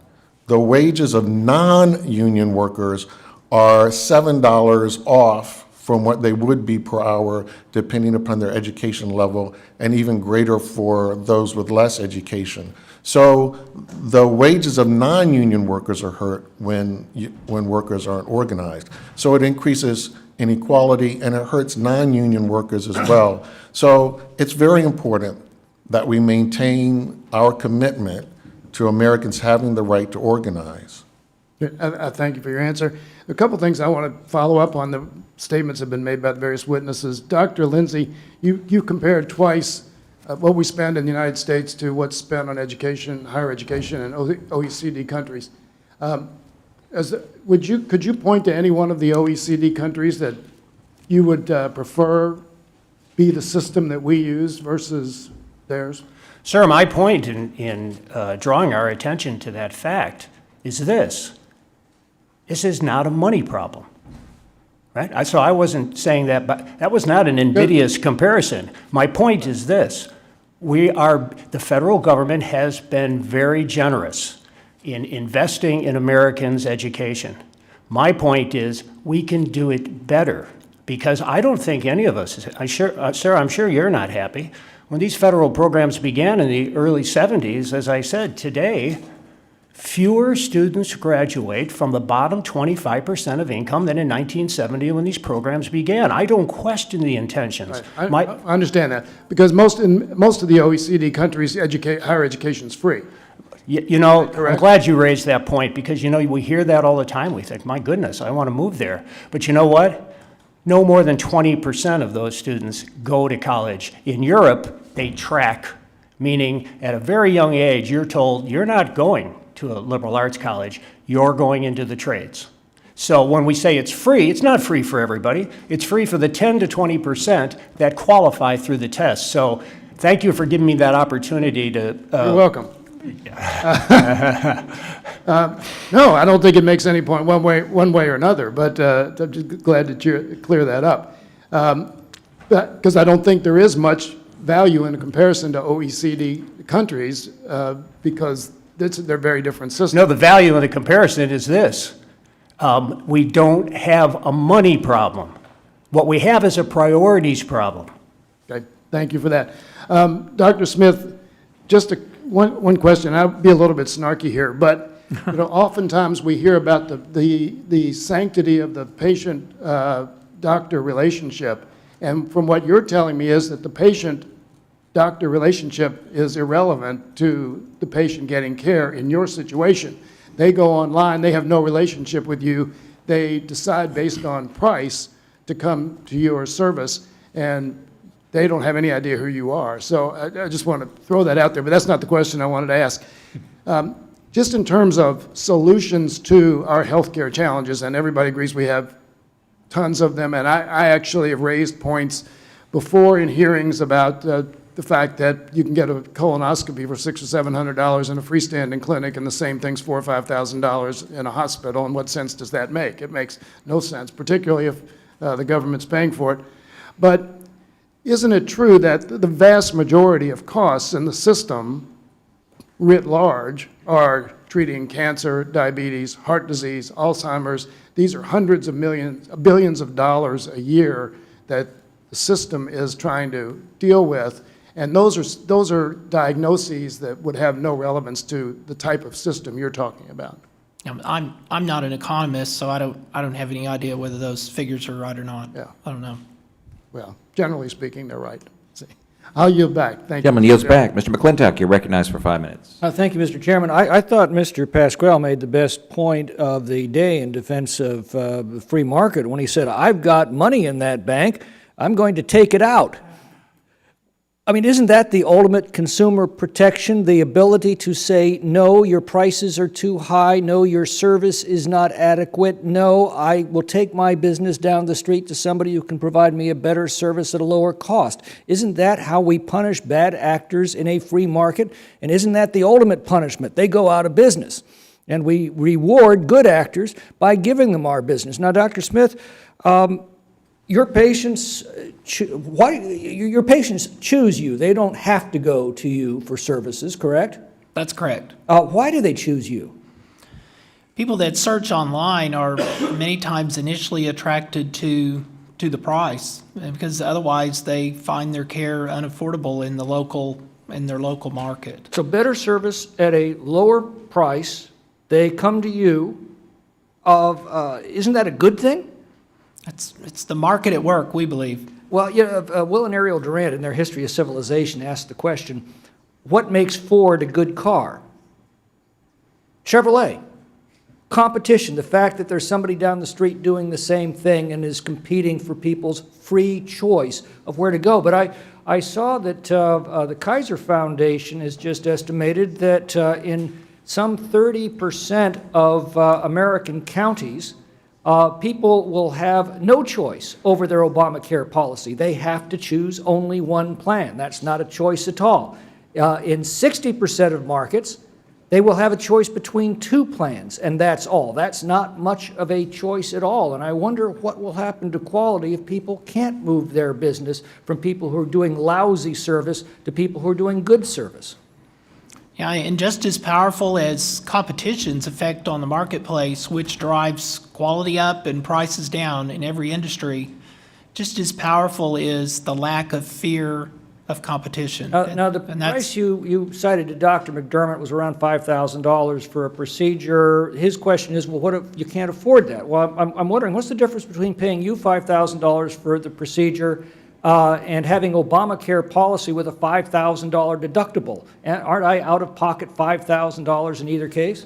Yeah, and many of the procedures on our website are less than the deductibles for many of the ACA exchange plans. So people's out-of-pocket experience is actually superior paying for the entire procedure at our place. Would it also make more sense to put health care back within the financial reach of Americans? I mean, we give these huge tax breaks to companies so they will go out and make a choice for their employees that their employees are stuck with. Their employees lose if they lose their jobs. Why don't we give those same tax breaks to the employees themselves so they can afford to go out and make their own choices for the best service at the lowest price? Does that make more sense to you?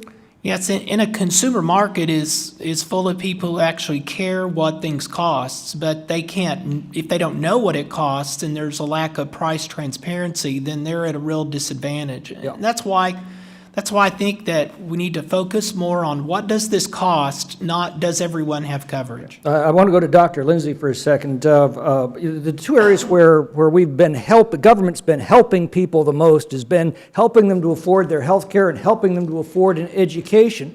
And it strikes me those are the two areas of the economy where prices are growing much faster than inflation. Last time I checked, health care was growing at twice the rate of inflation. Tuition is growing at 4 times the rate of inflation.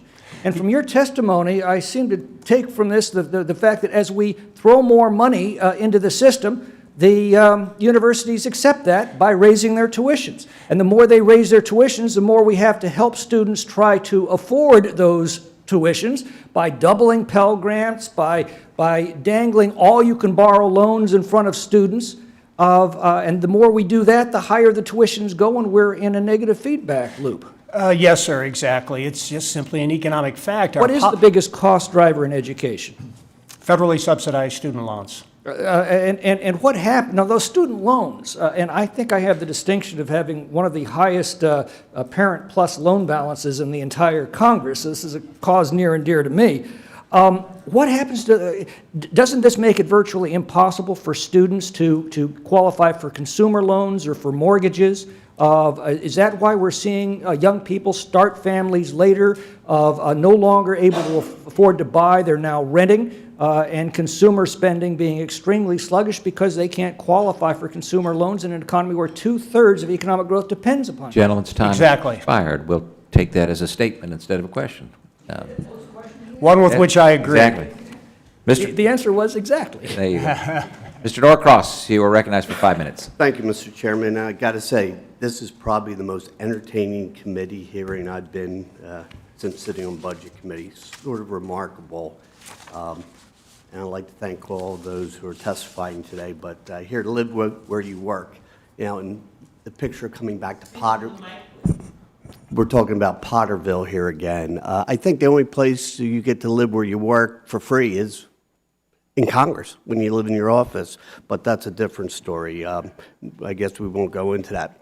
And I have to disagree with my colleague who we got sworn in together, Congressman Brett, when he says, if you don't go to college, you're stuck. No, you're not. You have choices. Those who go to serve our military, service to their country, is of great value. Those who go to the other four-year college, called an apprenticeship, that's great value. You know, this country versus Europe and many others is somehow if you don't go to college, you're less than. No, they're not. They're great people living a great dream, whether they were coal miners or truck drivers. That is exactly quality, accessible, affordable, flexible college. But I want to talk about what we're seeing here and hearing here today.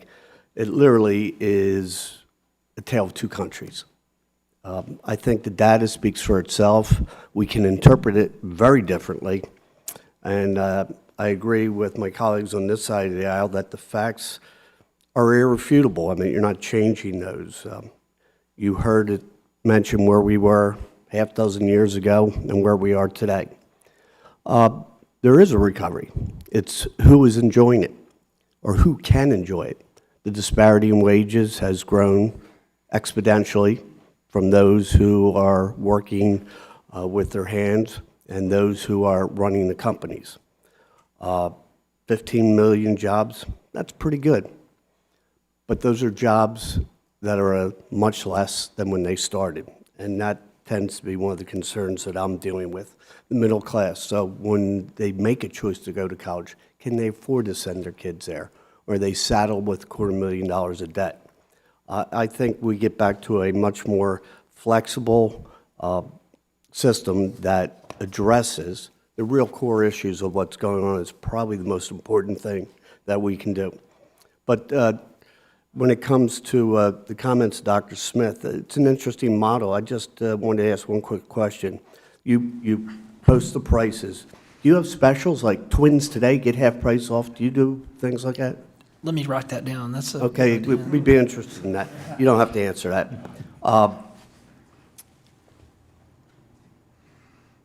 Dr. Spriggs, minimum wage. There's a number of bills. I have one to increase that to $15 an hour by 2024, gradual increase, and then to incentivize it with tax credits, those who want to pay over. My colleague, Congressman Pocan and Senator Sanders, joined together in the second bill called the Workplace Democracy, giving the NLRB the ability to have essentially a check-off and certify those who are willing to come together to try to make it easier to form unions. There's a concern that the recovery isn't felt by all.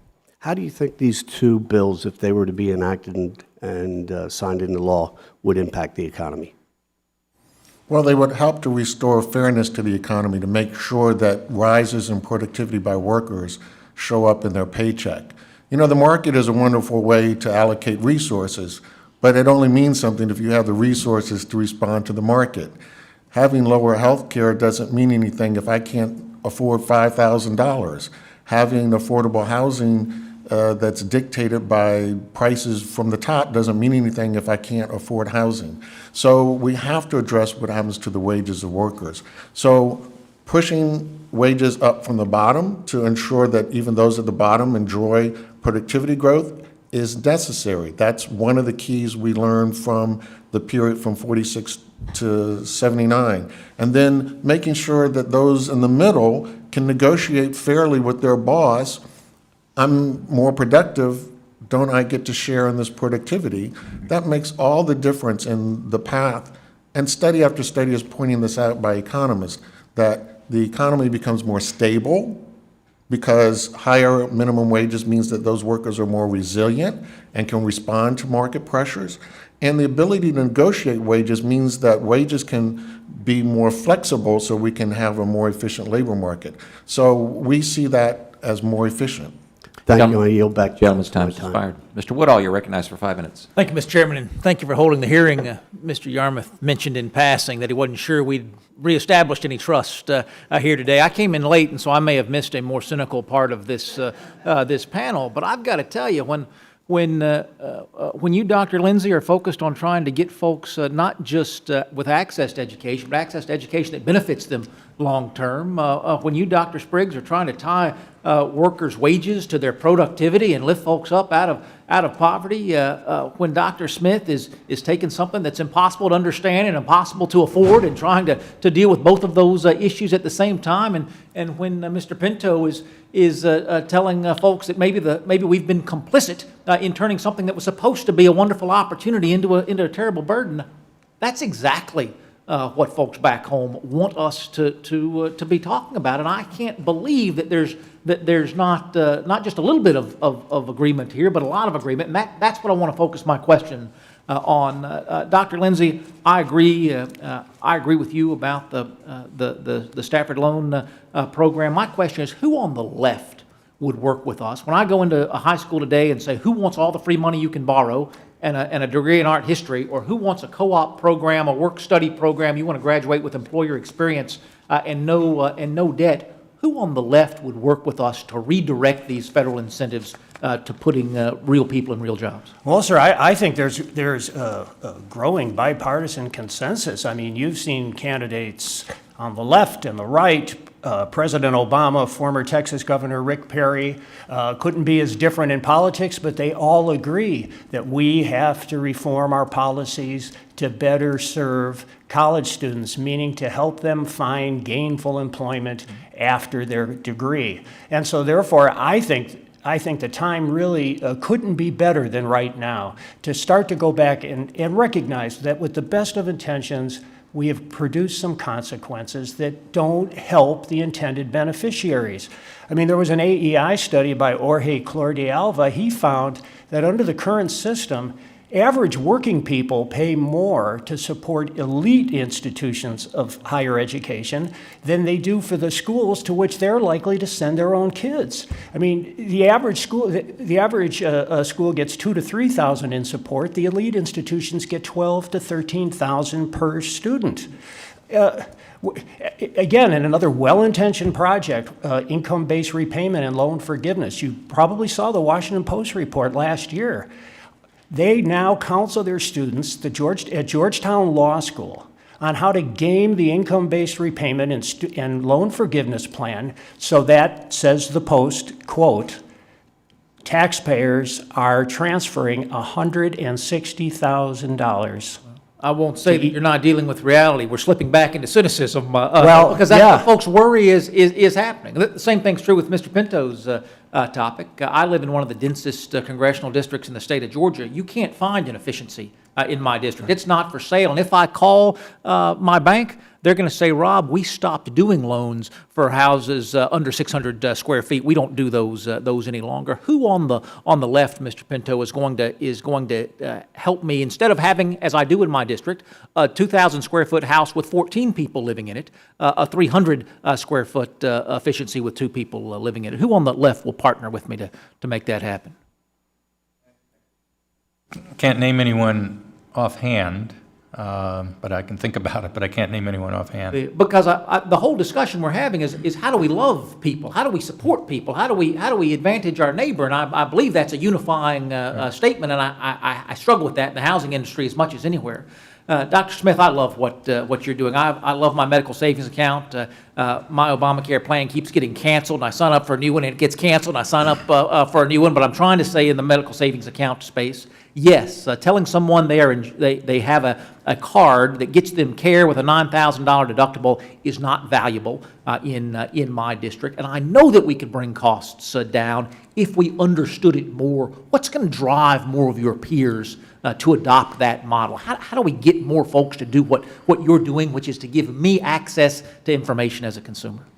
What's driving more people to do it now is losing patience to facilities like mine that are not price gouging. In answer to your other question, there was not a single vote in the Oklahoma legislature, Democrat or Republican, against this initiative with the with this new no out-of-pocket for the teachers and state employees in Oklahoma plan. So there's bipartisan support, and there should be, for cheaper and better. There's a lot here today for us to work on, Mr. Chairman. Thank you for holding the hearing. Thank the gentleman. His time has expired. Mr. Ryan, you're recognized for 5 minutes. Thank you, Mr. Chairman. Several of the issues you talked about, I would be happy to work with you on. I think that'd be great, and I'll even come to your district and spend time with you, because I'm sure that would benefit you politically as well, for you to be with me in your district. Mr. Smith, before we get into the deep policy, as an member from Ohio and an Ohio State football fan, I want to say I'm sorry about your loss on Saturday. I'm sorry Mr. Cole isn't here, too, to share with him the Ohio State-Oklahoma game. Several questions I have, because I really think that there are some issues here that we should be able to hammer out.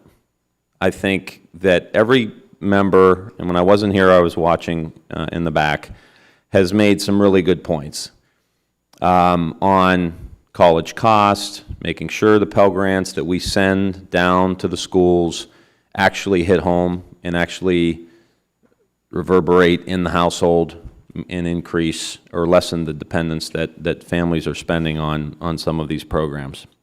The student loan issue is a huge one. And I think there does need to be some controls on our colleges with us just sending them money, and tuition keeps going up, and I'll say it as a Democrat, the bureaucracy of the universities growing in a way that isn't is focused, and maybe we do need to look at how schools in states can focus on specialties. I want to give Mr. Spriggs or Dr. Spriggs a minute to talk about the higher education costs, because I know that it has been brought up, and I want to give you a minute to just kind of express your opinion about what has been stated with the panel so far. So previously, our model was that we wanted as much education as possible, and our states made heavy investments to make that possible and make it affordable. So not only did we get affordable, but high-quality colleges. One of the big trade surpluses for the United States comes from our universities because of the research that takes place there that we have all benefited from and given us the innovation that has led our nation. We have de-invested.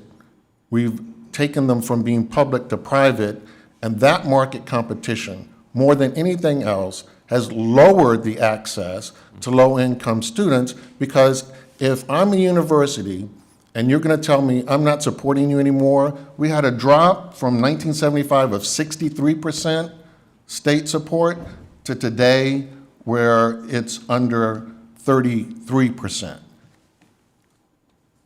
I'm going to want students who can pay. I'm going to want out-of-state students. I'm going to want foreign students. I'm going to want to teach classes with teaching assistants. I'm going to want to have as many classes as I can done in some inexpensive way. I'm going to have adjunct professors everywhere. Right. I will lower my cost, and I will cut access, because I don't want low-income students. And I will raise the price because I'm chasing dollars. And those in the top 20% spend much more on education than everybody else.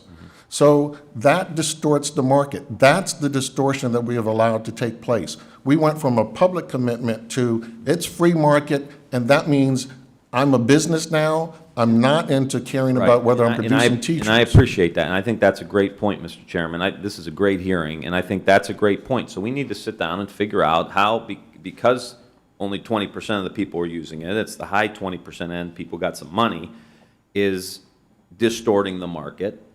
And we send money that is distorting in its own way. We're trying to help kids, but it's not getting to that exactly where we want it to get. So I appreciate that, and I agree with you 1,000%.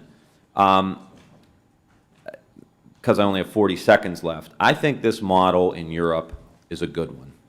I think what Germany does is great. I think we need to get kids on a track starting as early as possible, and that means STEM education, that means home economics 2.0, that means a workshop 2.0 in our high schools that are gone, to get kids on a track to go into the trades, to get a skill so when they're 18 years old, they're not living in our basements because they don't know what to do, or they end up, worst case scenario, like you said, Dr. Lindsay, both in debt and not with a college degree. But that's going to take us sitting down. They're doing it in South Carolina because they have so many German companies that have moved into South Carolina. They're starting to implement this model. This is something that is not heavy lifting for us to create some incentives, Mr. Chairman. Appreciate And I the hope, comment. because I know you're an open-minded guy. I appreciate your comment. Thank you. Let's Gentleman's do time this. expired. Let's do this. Even though I'm complimenting you, I can't get more time? No. Pascal tried that, and that would set a bad precedent. So. I want to change the rules here. Mr. Grothman, you're recognized for 5 minutes. Okay. First, Dr. Smith, before I got here, you apparently said that the two states that flow into your clinic from other places are Alaska and Wisconsin. I was just wondering, why Wisconsin? What do you attribute that to? There's a large group of farmers there, I understand, who do not believe insurance or participating in insurance schemes is moral, and for whatever reason, they have found us, and I believe the market there has some of the highest prices in the country. Okay, so that's what you're getting. You ask these people why they're doing it before you, and they Yeah. say, I don't have any insurance, or I'm part of this. I know there's some Christian groups out there that have their own kind of pools that they go, that's where you're getting people from. Okay, interesting. Next question I have.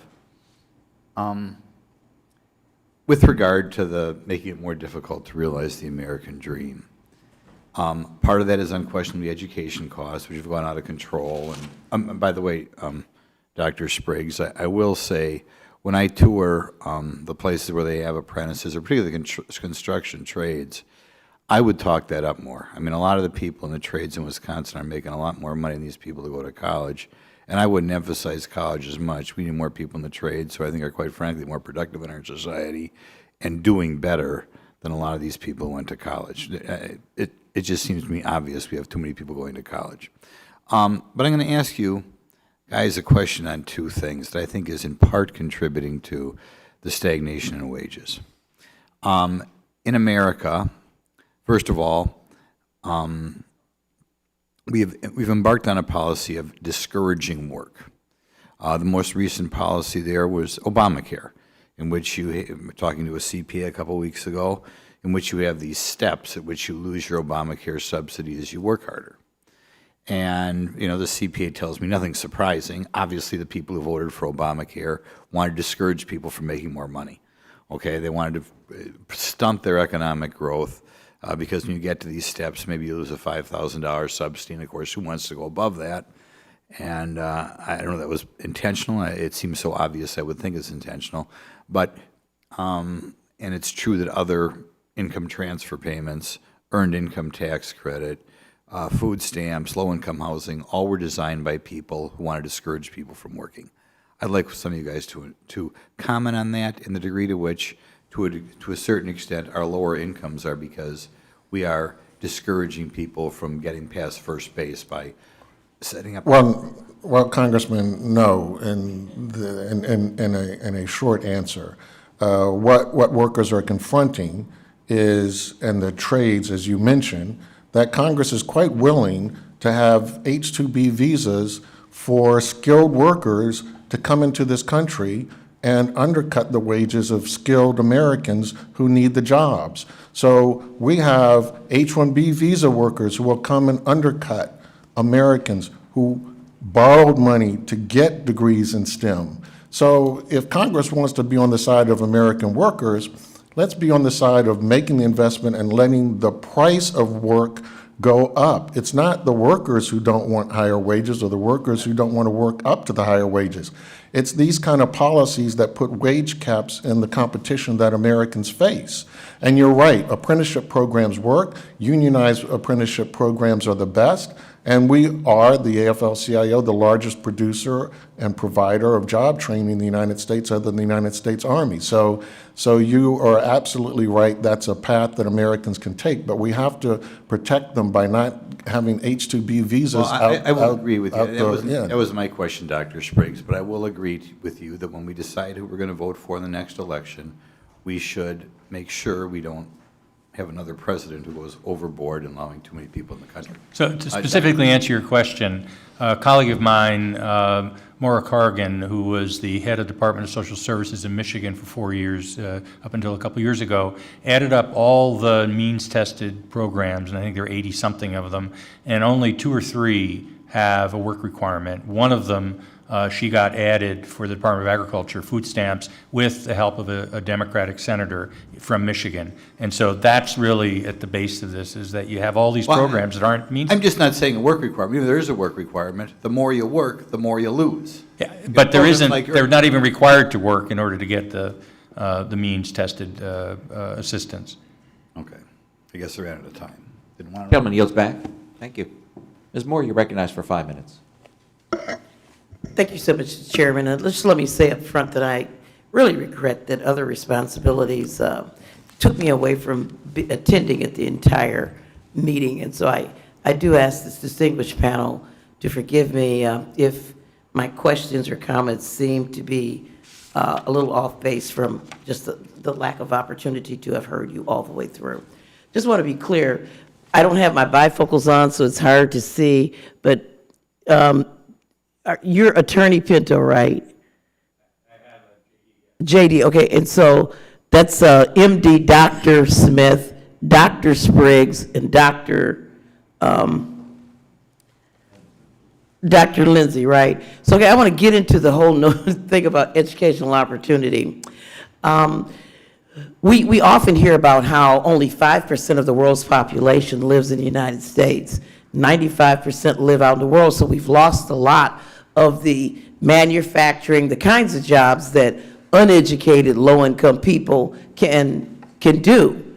And even when we talk about technical manufacturing in my district, these are very high-end, new kinds of technologies that require education. So I'm a little bit confused about this, what I've heard since I've been sitting here, this sort of,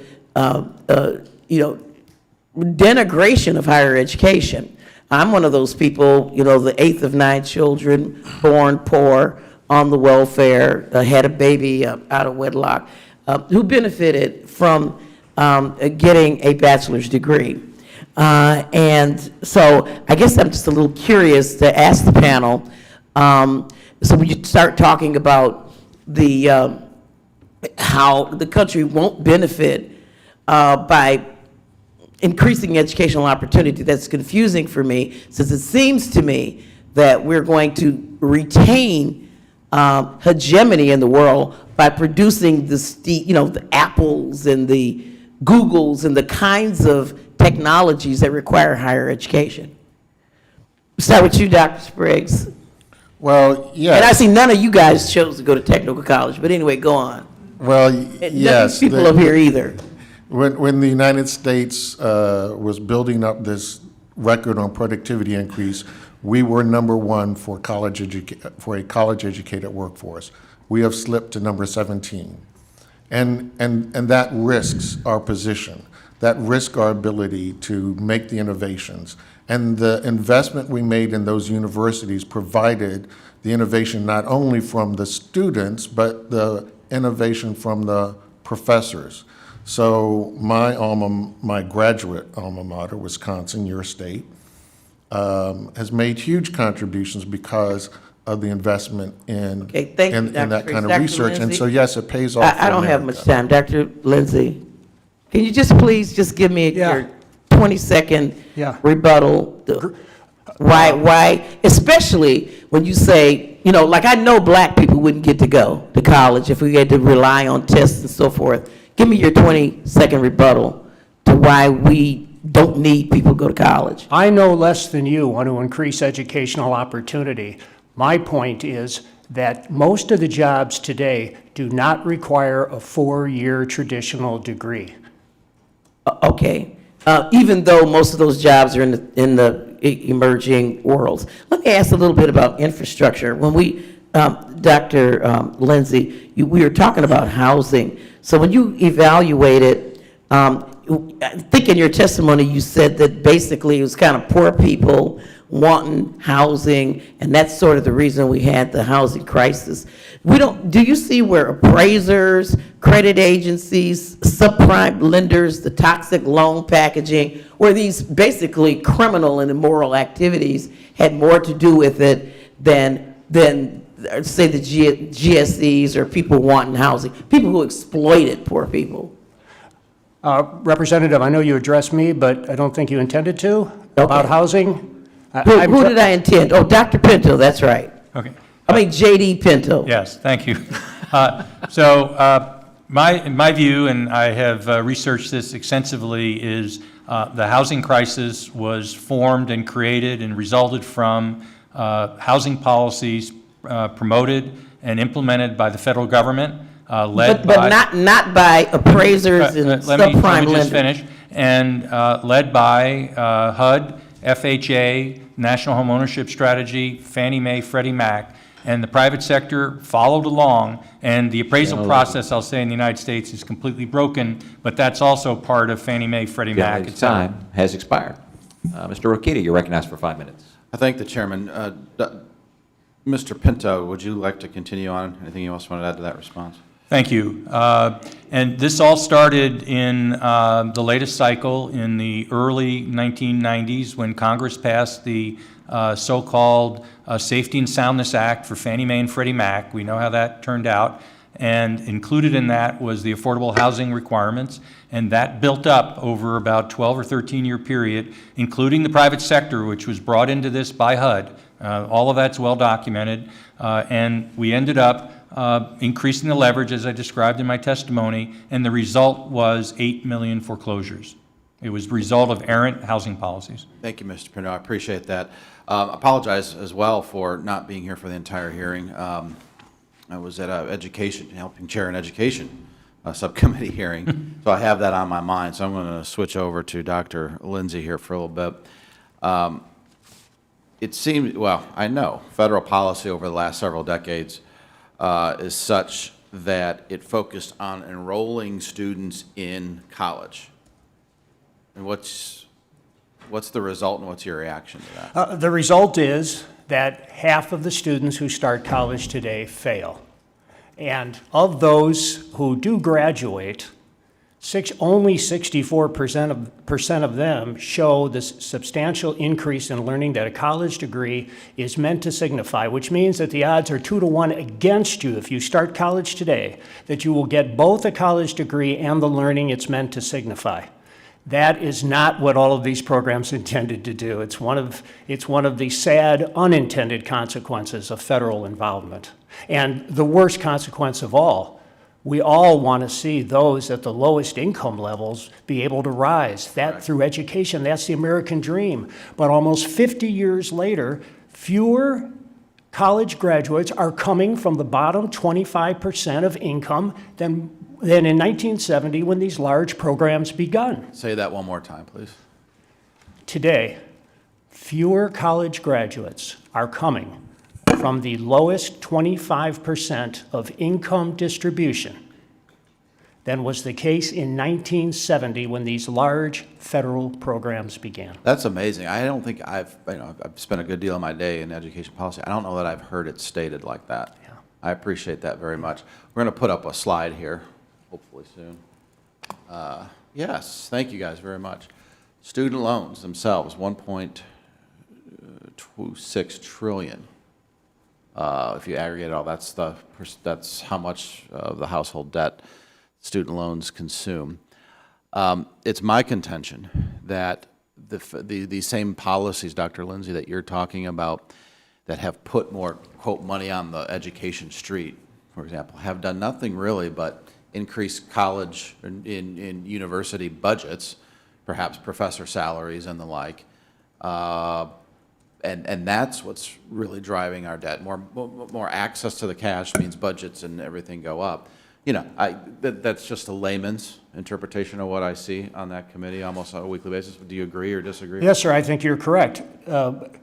Government funds have increased the demand, but there has not been a comparable increase in the supply because of strangling government regulations that limit the innovations that are out there, that are the good news and that can make higher education more affordable?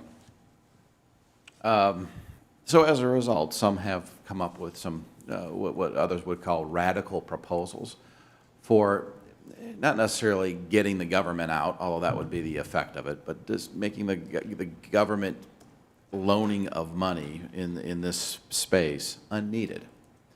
They're not going to work for every student or every discipline, but one in particular that I subscribe to, there are others, is called ISAs, or income sharing agreements. And again, some say that's pretty controversial. I honestly, it's not a setup question. I just want your opinion on concepts like that. And you can describe the concept, or I can. Yes, no, income sharing agreements are contracts between future employers and students who get their education subsidized by the employer. Cost taxpayers $0. I also think that in addition to that, I mean, right now, under our federal program, the people on the hook are the students and their parents and the taxpayers, right? Let's put the universities in that mix. Right, exactly. Right? Some skin in the game. Some skin in the game. And this is, and, you know, these ideas are getting growing bipartisan support, that for each student who defaults, that the universities pay a certain percentage for each student default in their college every year. That would give them that skin in the game to be more careful with students, and also perhaps to focus more on teaching, because we know from every study that universities trying to become Harvard always try to offer lower teaching loads to full-time faculty. I was a faculty member for 20 years. Time has expired. Time for questions is complete, and I want to ask Mr. Yarmouth if he has any closing remarks. Well, thank you, Mr. Chairman, and I want to thank the witnesses. I agree with many of the comments my colleagues have made about how interesting this hearing has been. And while I joked a little bit about not restoring trust through this hearing, I think I did not really mean that there aren't ideas here that I think could, if implemented or if pursued to some kind of a finality in the federal level, might not help restore trust. So when Mr. Woodall, for instance, asked who on the left, I assume he would consider me on the left.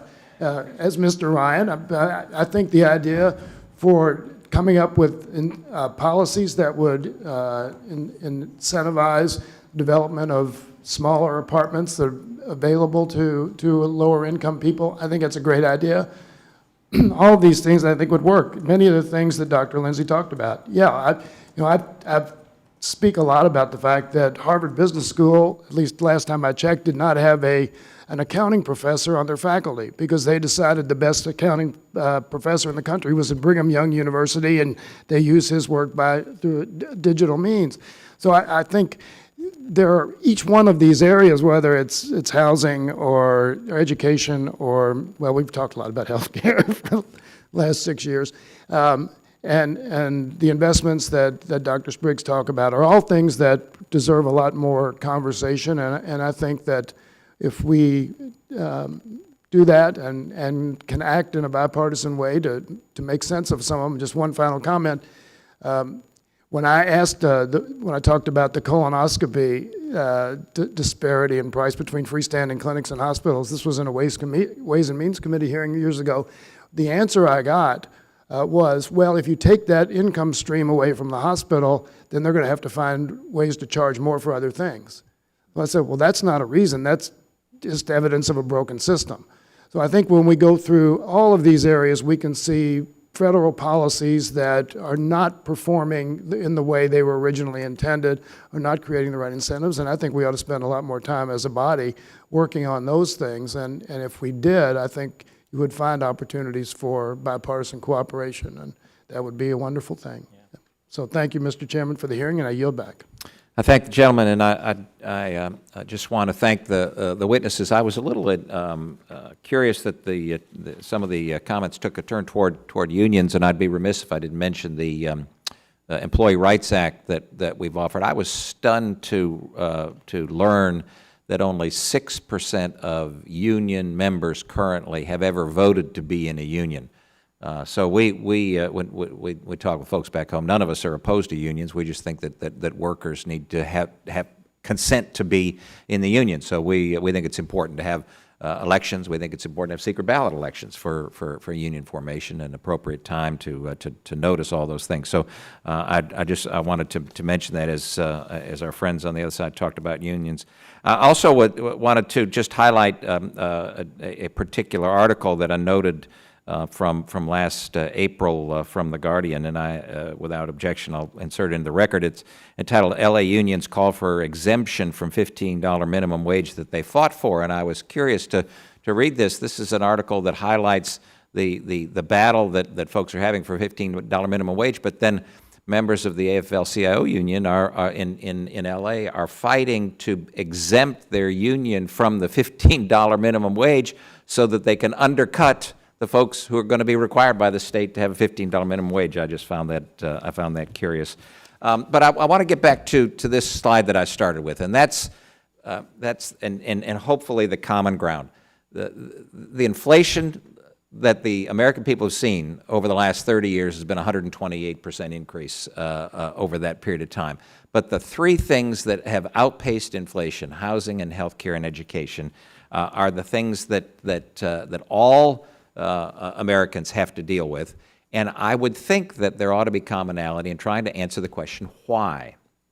Why is that the case? And so I'm somewhat curious for my friends on the other side who seem to scoff at some of the evidence that I think has been put before us on why that's the case. I would think that we ought to be listening and saying, okay, can't we make it so that the American people have a greater opportunity to use their disposable income in a more responsible way by making certain that these costs are held down, that we aren't gaming the system from the federal government standpoint, that if in fact that the federal government involvement in this is pumping up prices for folks on things that they have to spend money on, why would we continue to allow that from a public policy standpoint? So I think the testimony that we've heard here today has been extremely enlightening. I want to thank each and every one of you for coming today. I think you've helped us have a conversation and hopefully initiate a bipartisan conversation and more bipartisan activity so that we can come to some policy agreements on how to move forward and make it so that the American people are able to utilize their finite resources that they have in a much more responsible way without the influence of the federal government in a way that distorts how much money they're going to have to spend for these three particular items. So with that, this hearing, we've completed this hearing. I want to thank you all again, Mr. Smith, Mr. Pinto, Dr. Smith, Dr. Spriggs, and Dr. Lindsay, for your time today. The committee has received your statements, and we will allow each member to notice that they may submit written questions to be answered later in writing. Those questions and your answers will be made part of the formal hearing record. And any member who wishes to submit those questions or extraneous material for the record may do so within 7 days. Thank you all so much. This hearing stands adjourned.